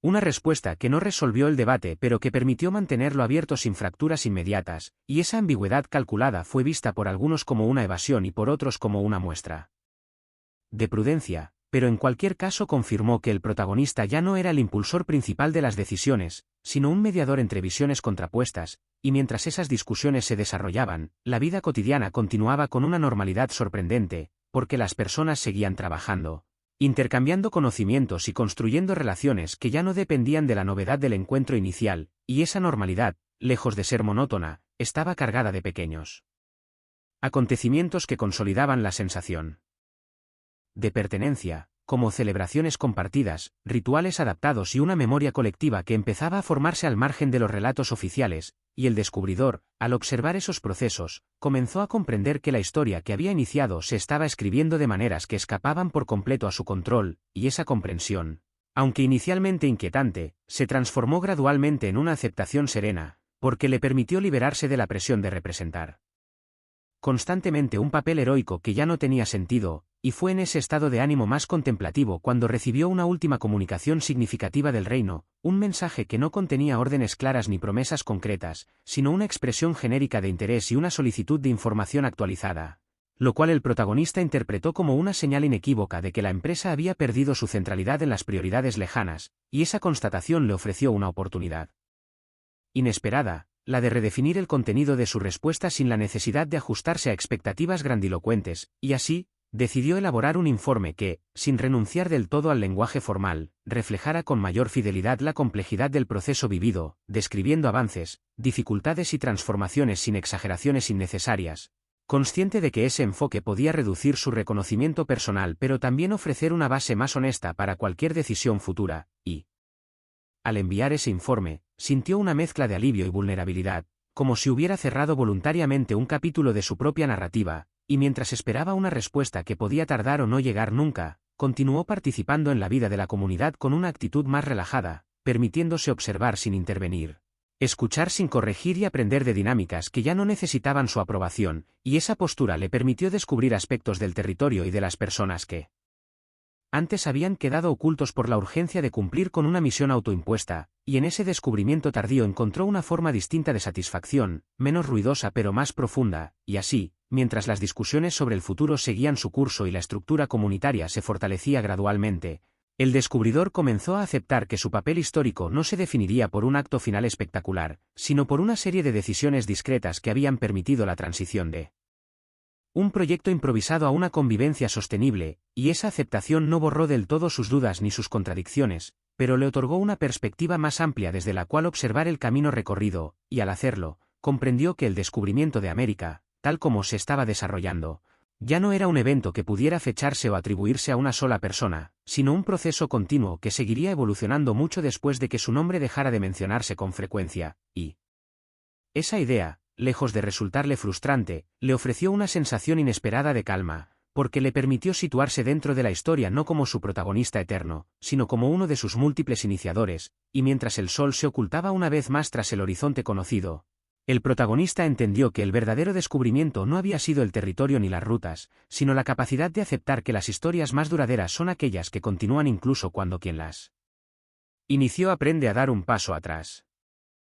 Con el paso de un nuevo ciclo de estaciones, la comunidad que había nacido del descubrimiento improvisado comenzó a desarrollar una memoria propia que ya no dependía de los relatos fundacionales repetidos por el descubridor, sino de experiencias compartidas que se transmitían de manera informal, a través de gestos cotidianos, acuerdos tácitos y pequeñas historias que circulaban alrededor del fuego al caer la noche, y esa memoria emergente tenía un carácter menos solemne y más práctico, centrada en cómo se había superado una escasez concreta, cómo se había resuelto una disputa sin necesidad de imponer autoridad o cómo se había aprendido a interpretar las señales del entorno con una precisión que antes parecía innecesaria, y el descubridor, al observar ese proceso, sintió por primera vez que su presencia se integraba en la comunidad no como un referente histórico sino como un individuo más, alguien cuyo pasado era conocido pero ya no determinante, y esa integración silenciosa modificó su manera de relacionarse con los demás, porque dejó de hablar desde la expectativa de ser escuchado y comenzó a participar desde la disposición a compartir. Una transición que, aunque tardía, le permitió experimentar una forma distinta de pertenencia. Y mientras esa transformación personal avanzaba, el territorio continuaba revelando su complejidad a través de cambios sutiles que exigían atención constante, como variaciones climáticas inesperadas, desplazamientos de recursos y la necesidad de redefinir ciertas prácticas para garantizar la sostenibilidad a largo plazo. Y esas exigencias prácticas impulsaron la aparición de nuevas formas de organización que ya no respondían a modelos importados, sino a soluciones surgidas del conocimiento colectivo acumulado, y en ese contexto, el descubridor se convirtió en un testigo privilegiado de cómo la adaptación reemplazaba progresivamente a la improvisación, no como un acto heroico sino como una disciplina cotidiana, y esa observación le permitió reconocer que el descubrimiento, entendido como acto inicial de llegada, había quedado definitivamente atrás, sustituido por una etapa de construcción que requería habilidades muy distintas a las que él había creído esenciales al principio, y mientras algunos miembros de la comunidad asumían roles de coordinación de manera natural, sin ceremonias ni proclamaciones, el protagonista comenzó a cuestionarse la utilidad de los títulos y reconocimientos formales que tanto habían pesado en su pensamiento inicial. Y esa reflexión lo llevó a reinterpretar su propia trayectoria no como una serie de logros acumulados, sino como un aprendizaje gradual marcado por errores inevitables. Y aunque esa reinterpretación no borró del todo su deseo de ser recordado, sí lo suavizó, permitiéndole aceptar que el recuerdo colectivo rara vez coincide con las intenciones individuales. Y en medio de ese proceso introspectivo, surgió un acontecimiento que reavivó temporalmente las tensiones latentes. porque un mensaje proveniente del exterior anunció la posible llegada de una expedición más numerosa, motivada por rumores persistentes que exageraban tanto las riquezas como la estabilidad alcanzada. Y esa noticia generó inquietud, no por la amenaza directa que pudiera representar, sino por el impacto que tendría en el delicado equilibrio construido, y la comunidad se vio obligada a debatir nuevamente cuestiones que creía superadas, como el grado de apertura hacia nuevos llegados, la capacidad real de integración y la conveniencia de mantener vínculos formales con estructuras externas, y el descubridor, al ser consultado, percibió claramente que su opinión ya no era decisiva por sí sola, pero seguía teniendo un peso simbólico que no podía ignorar, y esa posición ambigua lo llevó a intervenir con cautela, compartiendo su experiencia inicial no como modelo a replicar, sino como advertencia sobre los efectos de una llegada basada en expectativas irreales, y esa intervención, más honesta que estratégica, contribuyó a orientar el debate hacia criterios más pragmáticos, aunque no eliminó por completo las divergencias, y mientras se preparaban posibles escenarios para la llegada de nuevos grupos, el protagonista experimentó una sensación de repetición, como si la historia estuviera a punto de reiniciarse bajo condiciones distintas pero con riesgos similares. Y esa percepción reforzó su convicción de que el verdadero desafío no residía en controlar los acontecimientos, sino en establecer principios flexibles que permitieran responder a ellos sin desestabilizar lo construido, y esa convicción se reflejó en su actitud posterior, más inclinada a facilitar diálogos que a imponer conclusiones, y al mismo tiempo, el descubridor comenzó a notar cambios en su propia relación con el territorio, porque ya no lo recorría con la mirada del explorador que busca confirmar un relato, sino con la atención de alguien que reconoce patrones, ciclos y límites, y esa forma de observación más atenta le permitió apreciar detalles que antes habían pasado desapercibidos, como la manera en que ciertas zonas se regeneraban con el tiempo o como determinadas prácticas tradicionales ofrecían soluciones más eficaces que cualquier innovación importada, y esa apreciación alimentó un respeto creciente por el conocimiento local. Un respeto que contrastaba con la ligereza con la que había juzgado el entorno en los primeros días, y mientras esa comprensión se consolidaba, el descubridor comenzó a compartir sus reflexiones con otros de manera menos estructurada, no como lecciones formales sino como intercambios espontáneos, y esos intercambios contribuyeron a reforzar una cultura de aprendizaje mutuo que se extendía más allá de las diferencias de origen, y en ese ambiente de colaboración gradual, la figura del descubridor se transformó definitivamente, dejando atrás la necesidad de validación externa y adoptando una identidad más integrada, definida no por un título sino por una experiencia compartida. Y esa transformación personal tuvo efectos sutiles pero significativos en la dinámica colectiva, porque redujo la presión asociada a la idea de liderazgo centralizado y favoreció una distribución más orgánica de responsabilidades, y aunque ese proceso no estuvo exento de fricciones ocasionales, permitió afrontar los desafíos con una resiliencia mayor, y cuando finalmente llegaron noticias más concretas sobre la expedición anunciada, la comunidad estaba mejor preparada para responder. Sin dramatismos, habiendo establecido criterios claros sobre cómo recibir, integrar o limitar la participación de nuevos grupos, y el descubridor, al participar en esas decisiones, sintió una mezcla de cierre y continuidad, porque reconocía en ellas ecos de su propia llegada, pero también una evolución evidente en la manera de gestionarlos. Y esa comparación le permitió medir el alcance real del camino recorrido, no en términos de expansión territorial ni de reconocimiento oficial, sino en la capacidad colectiva de aprender de la experiencia, y esa capacidad, comprendió, era quizás el legado más tangible del descubrimiento, aunque no figurara en ningún informe ni pudiera resumirse en una fecha concreta, y mientras la vida cotidiana seguía su curso, con tareas, celebraciones y conflictos menores que se resolvían sin necesidad de grandes gestos, el protagonista aceptó que su historia personal ya no avanzaba hacia un clímax evidente, sino hacia una integración plena en un proceso que lo trascendía, y lejos de sentir esa disolución como una pérdida, empezó a percibirla como una forma distinta de permanencia, una presencia menos visible pero más duradera, y así, mientras el descubrimiento de América continuaba redefiniéndose a través de la experiencia compartida, el hombre que había llegado por error y convicción excesiva comprendió que el verdadero acto de descubrimiento no consistía en nombrar un territorio, sino en aprender a habitarlo sin imponerle una narrativa única, y esa comprensión, alcanzada tras un largo recorrido de improvisaciones, ajustes y renuncias, marcó un punto de madurez que preparó el terreno para los acontecimientos finales, donde las decisiones ya no estarían guiadas por la urgencia de ser recordado, sino por la responsabilidad de sostener lo construido en un equilibrio siempre provisional pero profundamente real. La confirmación definitiva de que una nueva expedición se aproximaba al territorio actuó como un catalizador que obligó a la comunidad a enfrentar de manera directa preguntas que hasta entonces habían podido mantenerse en un segundo plano, porque ya no se trataba de rumores difusos ni de posibilidades abstractas, sino de una llegada concreta que traería consigo expectativas, jerarquías externas y una narrativa prefabricada que amenazaba con reconfigurar todo lo construido, y el descubridor, al recibir la noticia detallada, sintió una resonancia profunda con su propia experiencia inicial, recordando la mezcla de seguridad infundada y desconocimiento real con la que había pisado por primera vez aquella tierra, y esa memoria lo llevó a adoptar una postura de cautela activa, consciente de que su papel en ese momento no era liderar una nueva fase, sino contribuir a que el impacto de la llegada fuera gestionado con la mayor lucidez posible, y así, se convocaron encuentros preparatorios, donde se discutieron escenarios, se revisaron acuerdos existentes y se establecieron principios básicos para la interacción con los recién llegados, principios que no estaban orientados a imponer una autoridad rígida, sino a proteger el equilibrio alcanzado mediante una claridad compartida. Y esas discusiones revelaron tanto la madurez alcanzada como las tensiones persistentes, porque aunque existía un consenso general sobre la necesidad de actuar con prudencia, diferían las opiniones sobre él. Grado de apertura y la forma de comunicar la realidad del territorio a quienes venían motivados por relatos exagerados, y el descubridor, al intervenir en esos debates, recurrió a una estrategia que habría rechazado en el pasado, la de compartir sus propias equivocaciones como advertencia, relatando cómo la confianza excesiva en una narrativa simplificada había generado dificultades evitables, y ese testimonio, lejos de disminuir su autoridad, la transformó, porque lo situó como alguien capaz de reconocer límites y aprender de ellos, y cuando finalmente las naves aparecieron en el horizonte, la comunidad ya había establecido una respuesta colectiva que no dependía de un gesto individual, sino de una coordinación práctica basada en la experiencia acumulada, y la llegada se produjo sin ceremonias grandilocuentes ni proclamaciones solemnes.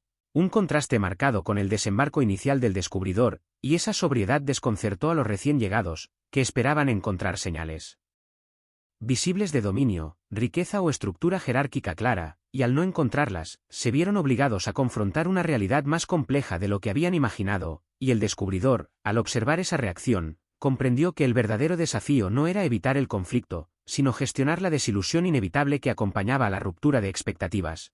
Y durante los primeros intercambios, se produjo una tensión sutil entre las preguntas insistentes de los recién llegados y las respuestas deliberadamente mesuradas de la comunidad, una tensión que reflejaba dos concepciones distintas del descubrimiento, una centrada en la obtención rápida de beneficios y otra en la construcción gradual de una convivencia sostenible, y el protagonista, aunque ya no ocupaba una posición central, fue solicitado repetidamente como referencia histórica, alguien que pudiera explicar el origen del asentamiento y legitimar su funcionamiento actual, y esa solicitud lo colocó nuevamente en una posición delicada, porque cualquier énfasis excesivo en su papel inicial podía alimentar jerarquías que la comunidad había aprendido a evitar, y cualquier minimización podía ser interpretada como una falta de liderazgo, y ante esa disyuntiva, optó por un relato equilibrado que reconocía su llegada como un punto de partida fortuito, subrayando al mismo tiempo la evolución colectiva que había permitido superar las limitaciones iniciales, y ese enfoque, aunque no satisfizo a todos, contribuyó a establecer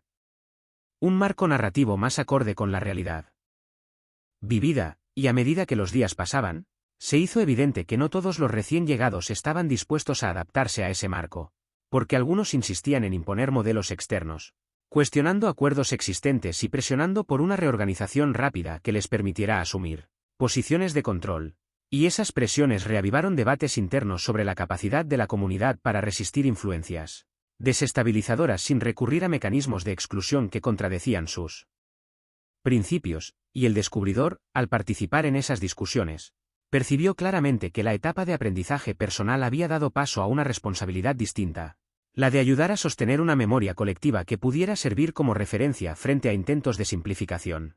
Y esa responsabilidad no se ejercía a través de órdenes, sino mediante la persistencia en explicar, contextualizar y recordar las consecuencias de decisiones pasadas, y en ese ejercicio, el protagonista descubrió una forma de liderazgo que no había anticipado, menos visible pero profundamente influyente, porque operaba sobre la comprensión compartida más que sobre la obediencia, y mientras tanto, la convivencia diaria entre antiguos y nuevos habitantes avanzaba de manera desigual, con momentos de cooperación genuina y episodios de fricción que exigían intervenciones constantes, y esa dinámica puso a prueba la resiliencia del proyecto comunitario, demostrando que la estabilidad alcanzada no era definitiva, sino el resultado de un esfuerzo continuo por equilibrar intereses diversos, y el descubridor, al observar ese esfuerzo, comenzó a valorar aún más la importancia de los procesos informales que habían permitido resolver conflictos anteriores, entendiendo que la fortaleza de la comunidad residía menos en su estructura visible que en su capacidad para dialogar y adaptarse, y esa comprensión se reflejó en su actitud frente a las provocaciones externas,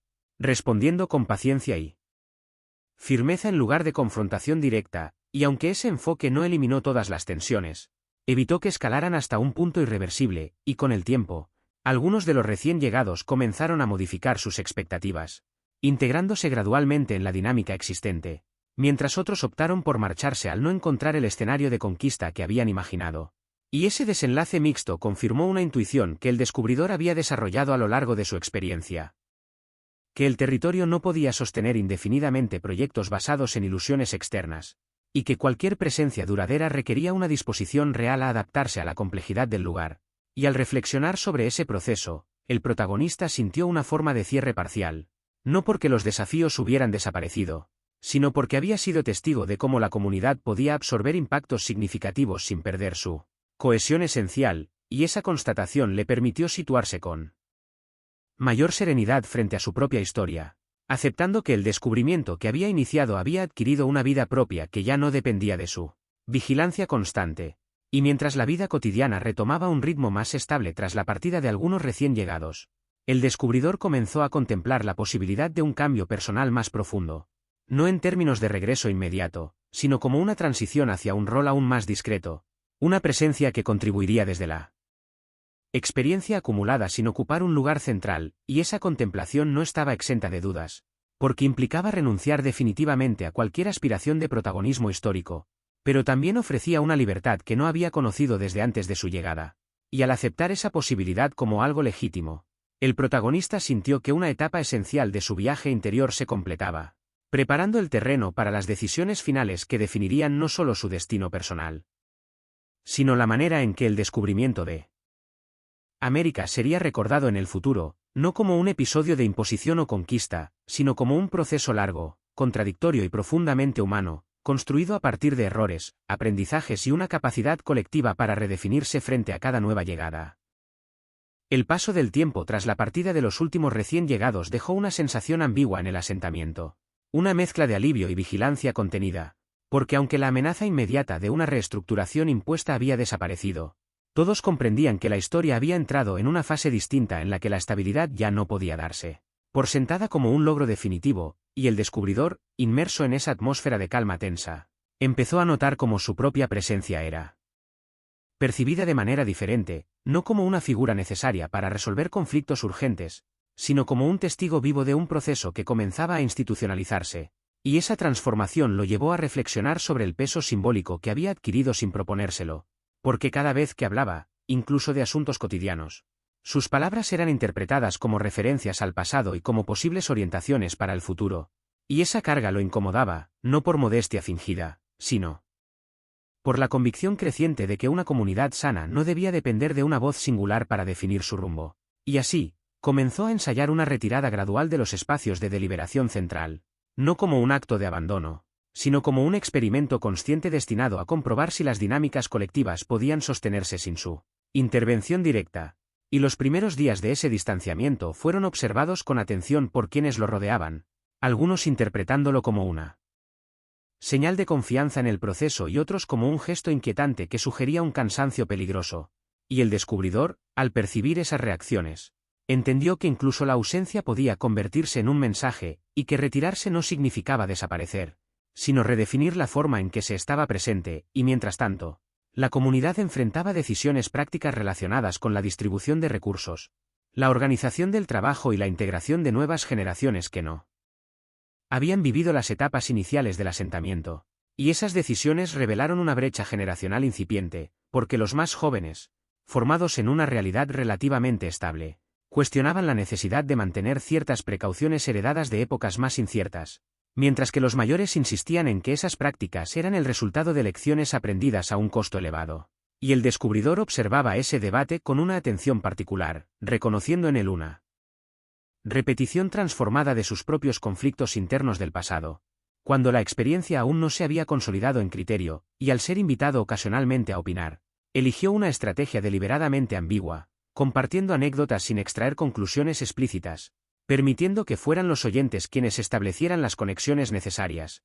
Y esa forma indirecta de participación, aunque frustrante para quienes buscaban respuestas claras, fomentó un tipo de reflexión más autónoma que comenzó a permear las discusiones colectivas, y poco a poco, se hizo evidente que la comunidad estaba desarrollando una memoria compartida que ya no dependía exclusivamente de los relatos del descubridor, sino de una red de narrativas entrelazadas que incluían múltiples perspectivas, y esa evolución, lejos de disminuir su importancia, le otorgó una tranquilidad inesperada, porque confirmaba que el proceso había superado la etapa de dependencia inicial, y en ese contexto, surgió una propuesta que habría sido impensable años atrás, la de establecer un registro sistemático de la historia del asentamiento, no como una crónica heroica, sino como un archivo abierto que recogiera errores, contradicciones y decisiones discutidas, y el descubridor fue invitado a colaborar en ese proyecto, no como autor principal, sino como una fuente entre muchas, y esa invitación lo confrontó con una decisión personal significativa.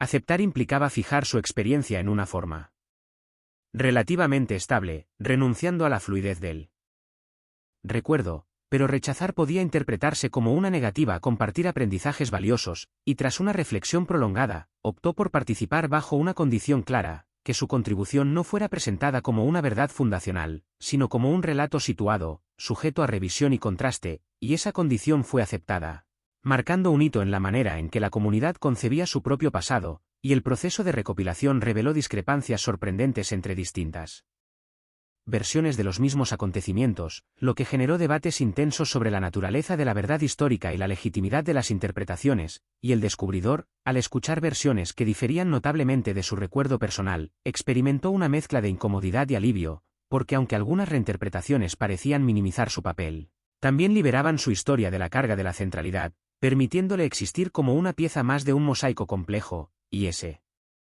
reconocimiento lo ayudó a aceptar que el descubrimiento que había iniciado ya no le pertenecía, y que su valor residía precisamente en haber sido transformado por quienes lo vivieron y lo reinterpretaron, y mientras el archivo tomaba forma, la vida cotidiana continuaba con una normalidad que habría parecido extraordinaria en los primeros tiempos, y esa normalidad, paradójicamente, se convirtió en un nuevo desafío, porque amenazaba con diluir la conciencia de fragilidad que había impulsado la cooperación inicial, y el descubridor, consciente de ese riesgo, reflexionó sobre la dificultad de transmitir una ética de cuidado en ausencia de crisis visibles, y comprendió que el verdadero legado no consistía en advertencias constantes, sino en la creación de estructuras flexibles capaces de adaptarse a lo imprevisto.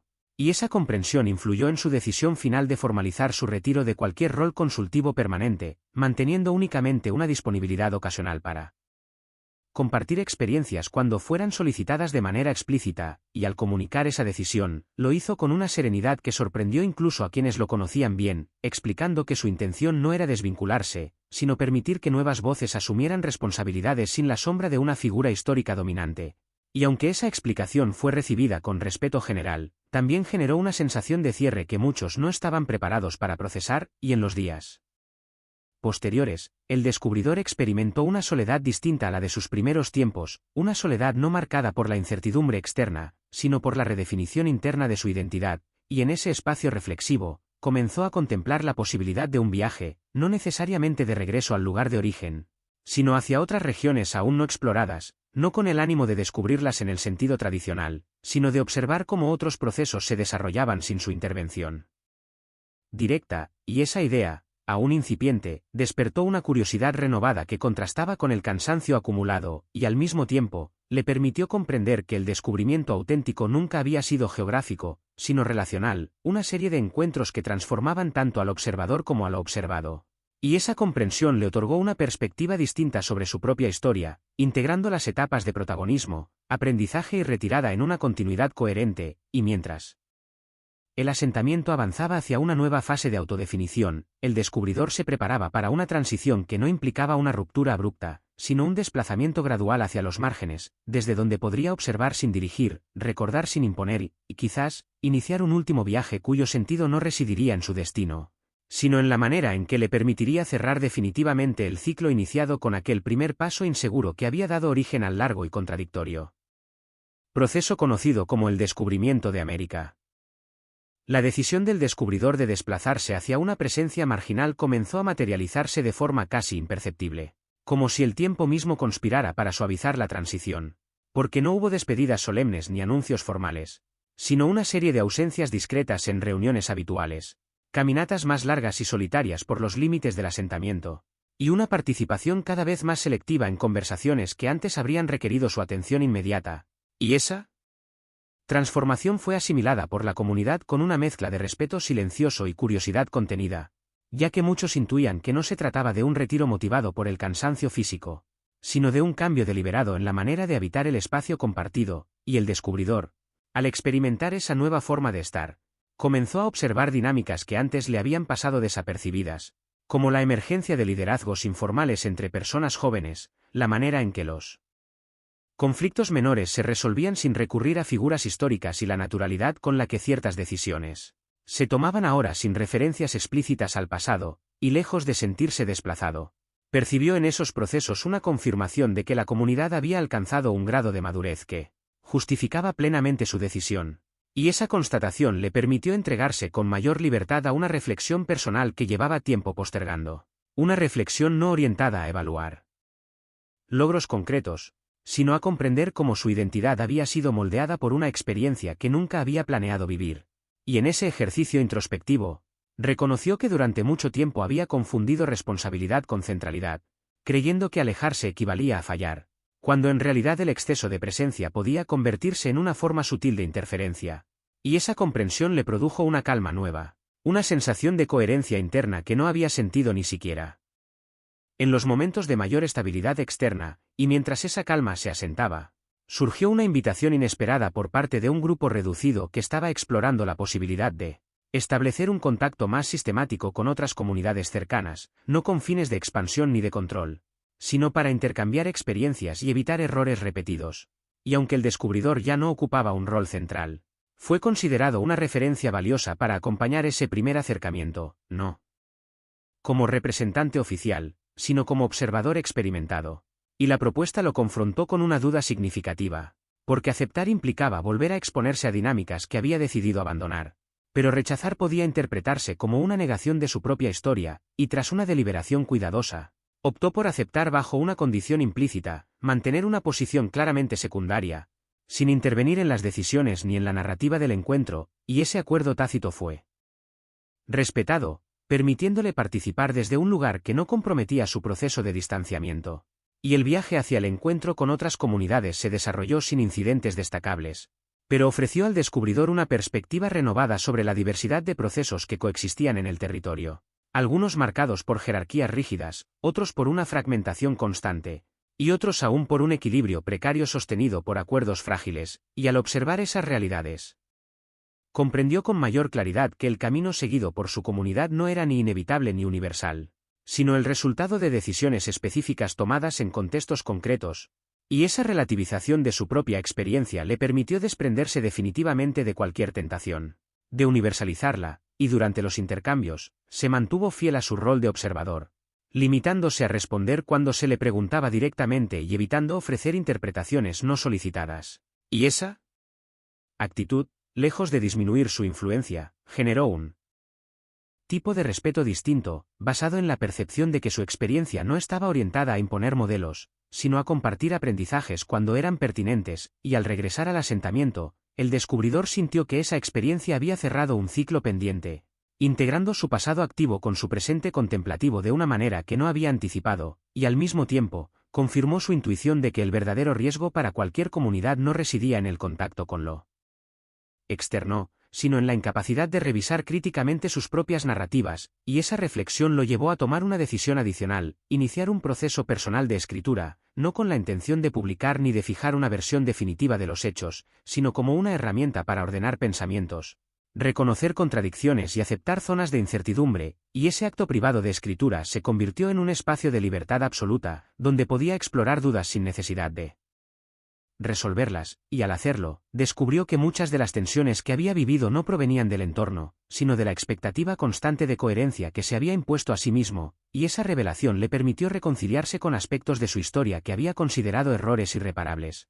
entendiéndolos ahora como elementos necesarios de un proceso de aprendizaje complejo, y mientras avanzaba en ese ejercicio, la comunidad continuaba su evolución, enfrentando nuevos desafíos relacionados con el crecimiento demográfico y la redefinición de sus límites físicos y simbólicos, y aunque el descubridor era consciente de esos cambios, ya no sentía la urgencia de intervenir, confiando en que las estructuras emergentes eran suficientemente sólidas para adaptarse, y esa confianza, construida a lo largo de años de experiencia, se convirtió en la base de una relación más saludable con el colectivo, una relación que no dependía de la presencia constante, sino de un reconocimiento mutuo de autonomía, y en ese contexto, comenzaron a circular relatos sobre el descubridor que diferían notablemente de su propia percepción, algunos exagerando su papel inicial, otros minimizándolo hasta casi borrarlo, y lejos de inquietarlo.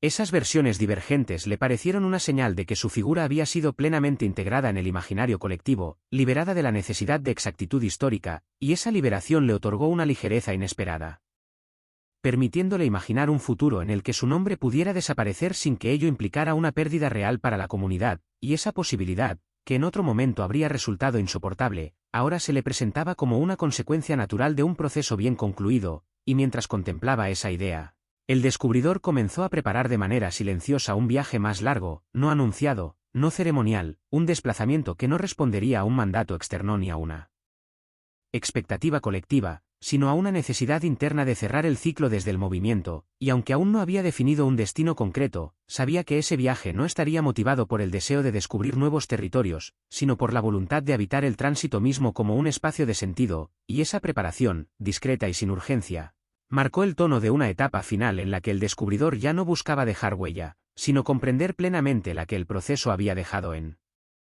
él, aceptando que el verdadero descubrimiento no había sido América, ni siquiera la comunidad construida, sino la capacidad de transformarse a través de relaciones imperfectas, decisiones inciertas y una disposición constante a revisar lo que se creía definitivo, y con esa aceptación, el descubridor se situó en un presente abierto, sin necesidad de anticipar conclusiones, dispuesto a permitir que el cierre final emergiera no como un acto heroico, sino como una consecuencia tranquila de un camino recorrido con atención, errores y una creciente honestidad consigo mismo y con los demás.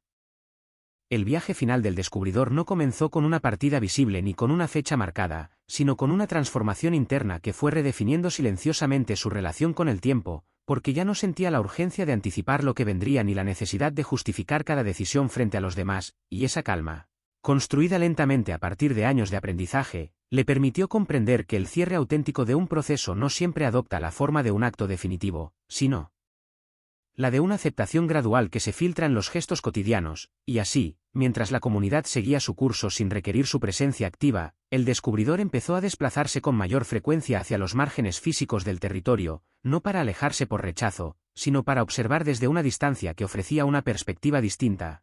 Y en esas caminatas prolongadas, fue reconstruyendo mentalmente el recorrido completo desde aquel primer arribo marcado por la certeza ingenua, hasta este presente donde la duda ya no era una amenaza, sino una compañera constante, y al hacerlo, reconoció que el error más persistente había sido creer que el descubrimiento consistía en nombrar, delimitar y explicar, cuando en realidad había sido siempre un proceso de desaprendizaje, una sucesión de renuncias necesarias para permitir que lo desconocido se manifestara sin ser inmediatamente reducido a categorías previas, y esa comprensión lo llevó a reinterpretar cada etapa de su historia, no como escalones hacia un logro final, sino como momentos autónomos dotados de sentido propio, incluso aquellos marcados por la confusión o el conflicto, y mientras esa reinterpretación se asentaba, el descubridor tomó finalmente la decisión de partir, no como una huida ni como una misión, sino como un desplazamiento coherente con la lógica que había guiado sus últimos años, y esa partida se produjo de manera tan discreta que muchos apenas la notaron, porque no hubo anuncios ni explicaciones.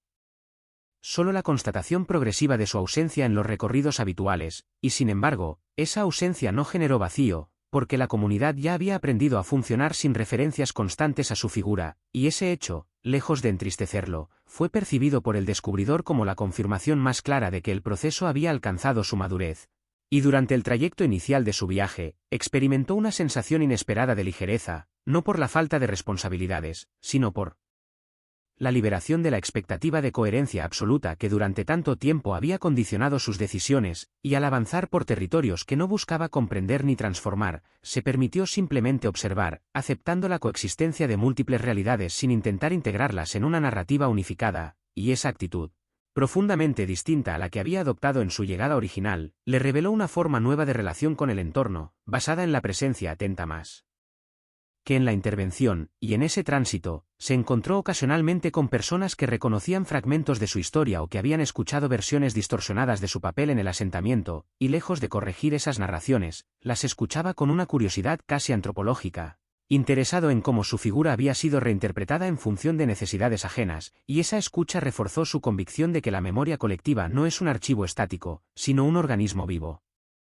que se reconfigura constantemente, y aceptar esa mutabilidad implicaba renunciar definitivamente a cualquier pretensión de control sobre el legado propio, y esa renuncia, que en otro momento habría resultado insoportable, ahora se integraba de manera natural en su comprensión del descubrimiento como un fenómeno relacional, y a medida que el viaje avanzaba, el descubridor comenzó a escribir con mayor regularidad, no para documentar lo que veía, sino para registrar las resonancias internas que cada experiencia despertaba, y en esas páginas privadas, exploró la paradoja de haber iniciado un proceso que llevaba su nombre y, al mismo tiempo, haber tenido que desprenderse de él para permitir que evolucionara, y esa paradoja, lejos de resolverse, se convirtió en un eje fecundo de reflexión, porque le permitió aceptar que la identidad no es una entidad fija, sino una negociación constante entre lo que se hace, lo que se recuerda y lo que otros proyectan, y en ese reconocimiento, el descubridor encontró una forma de cierre que no dependía de conclusiones definitivas, sino de la capacidad de sostener preguntas abiertas sin ansiedad, y mientras el tiempo transcurría, el recuerdo del asentamiento se fue integrando en su experiencia como un capítulo completo, no idealizado ni rechazado, simplemente asumido como parte de un trayecto más amplio.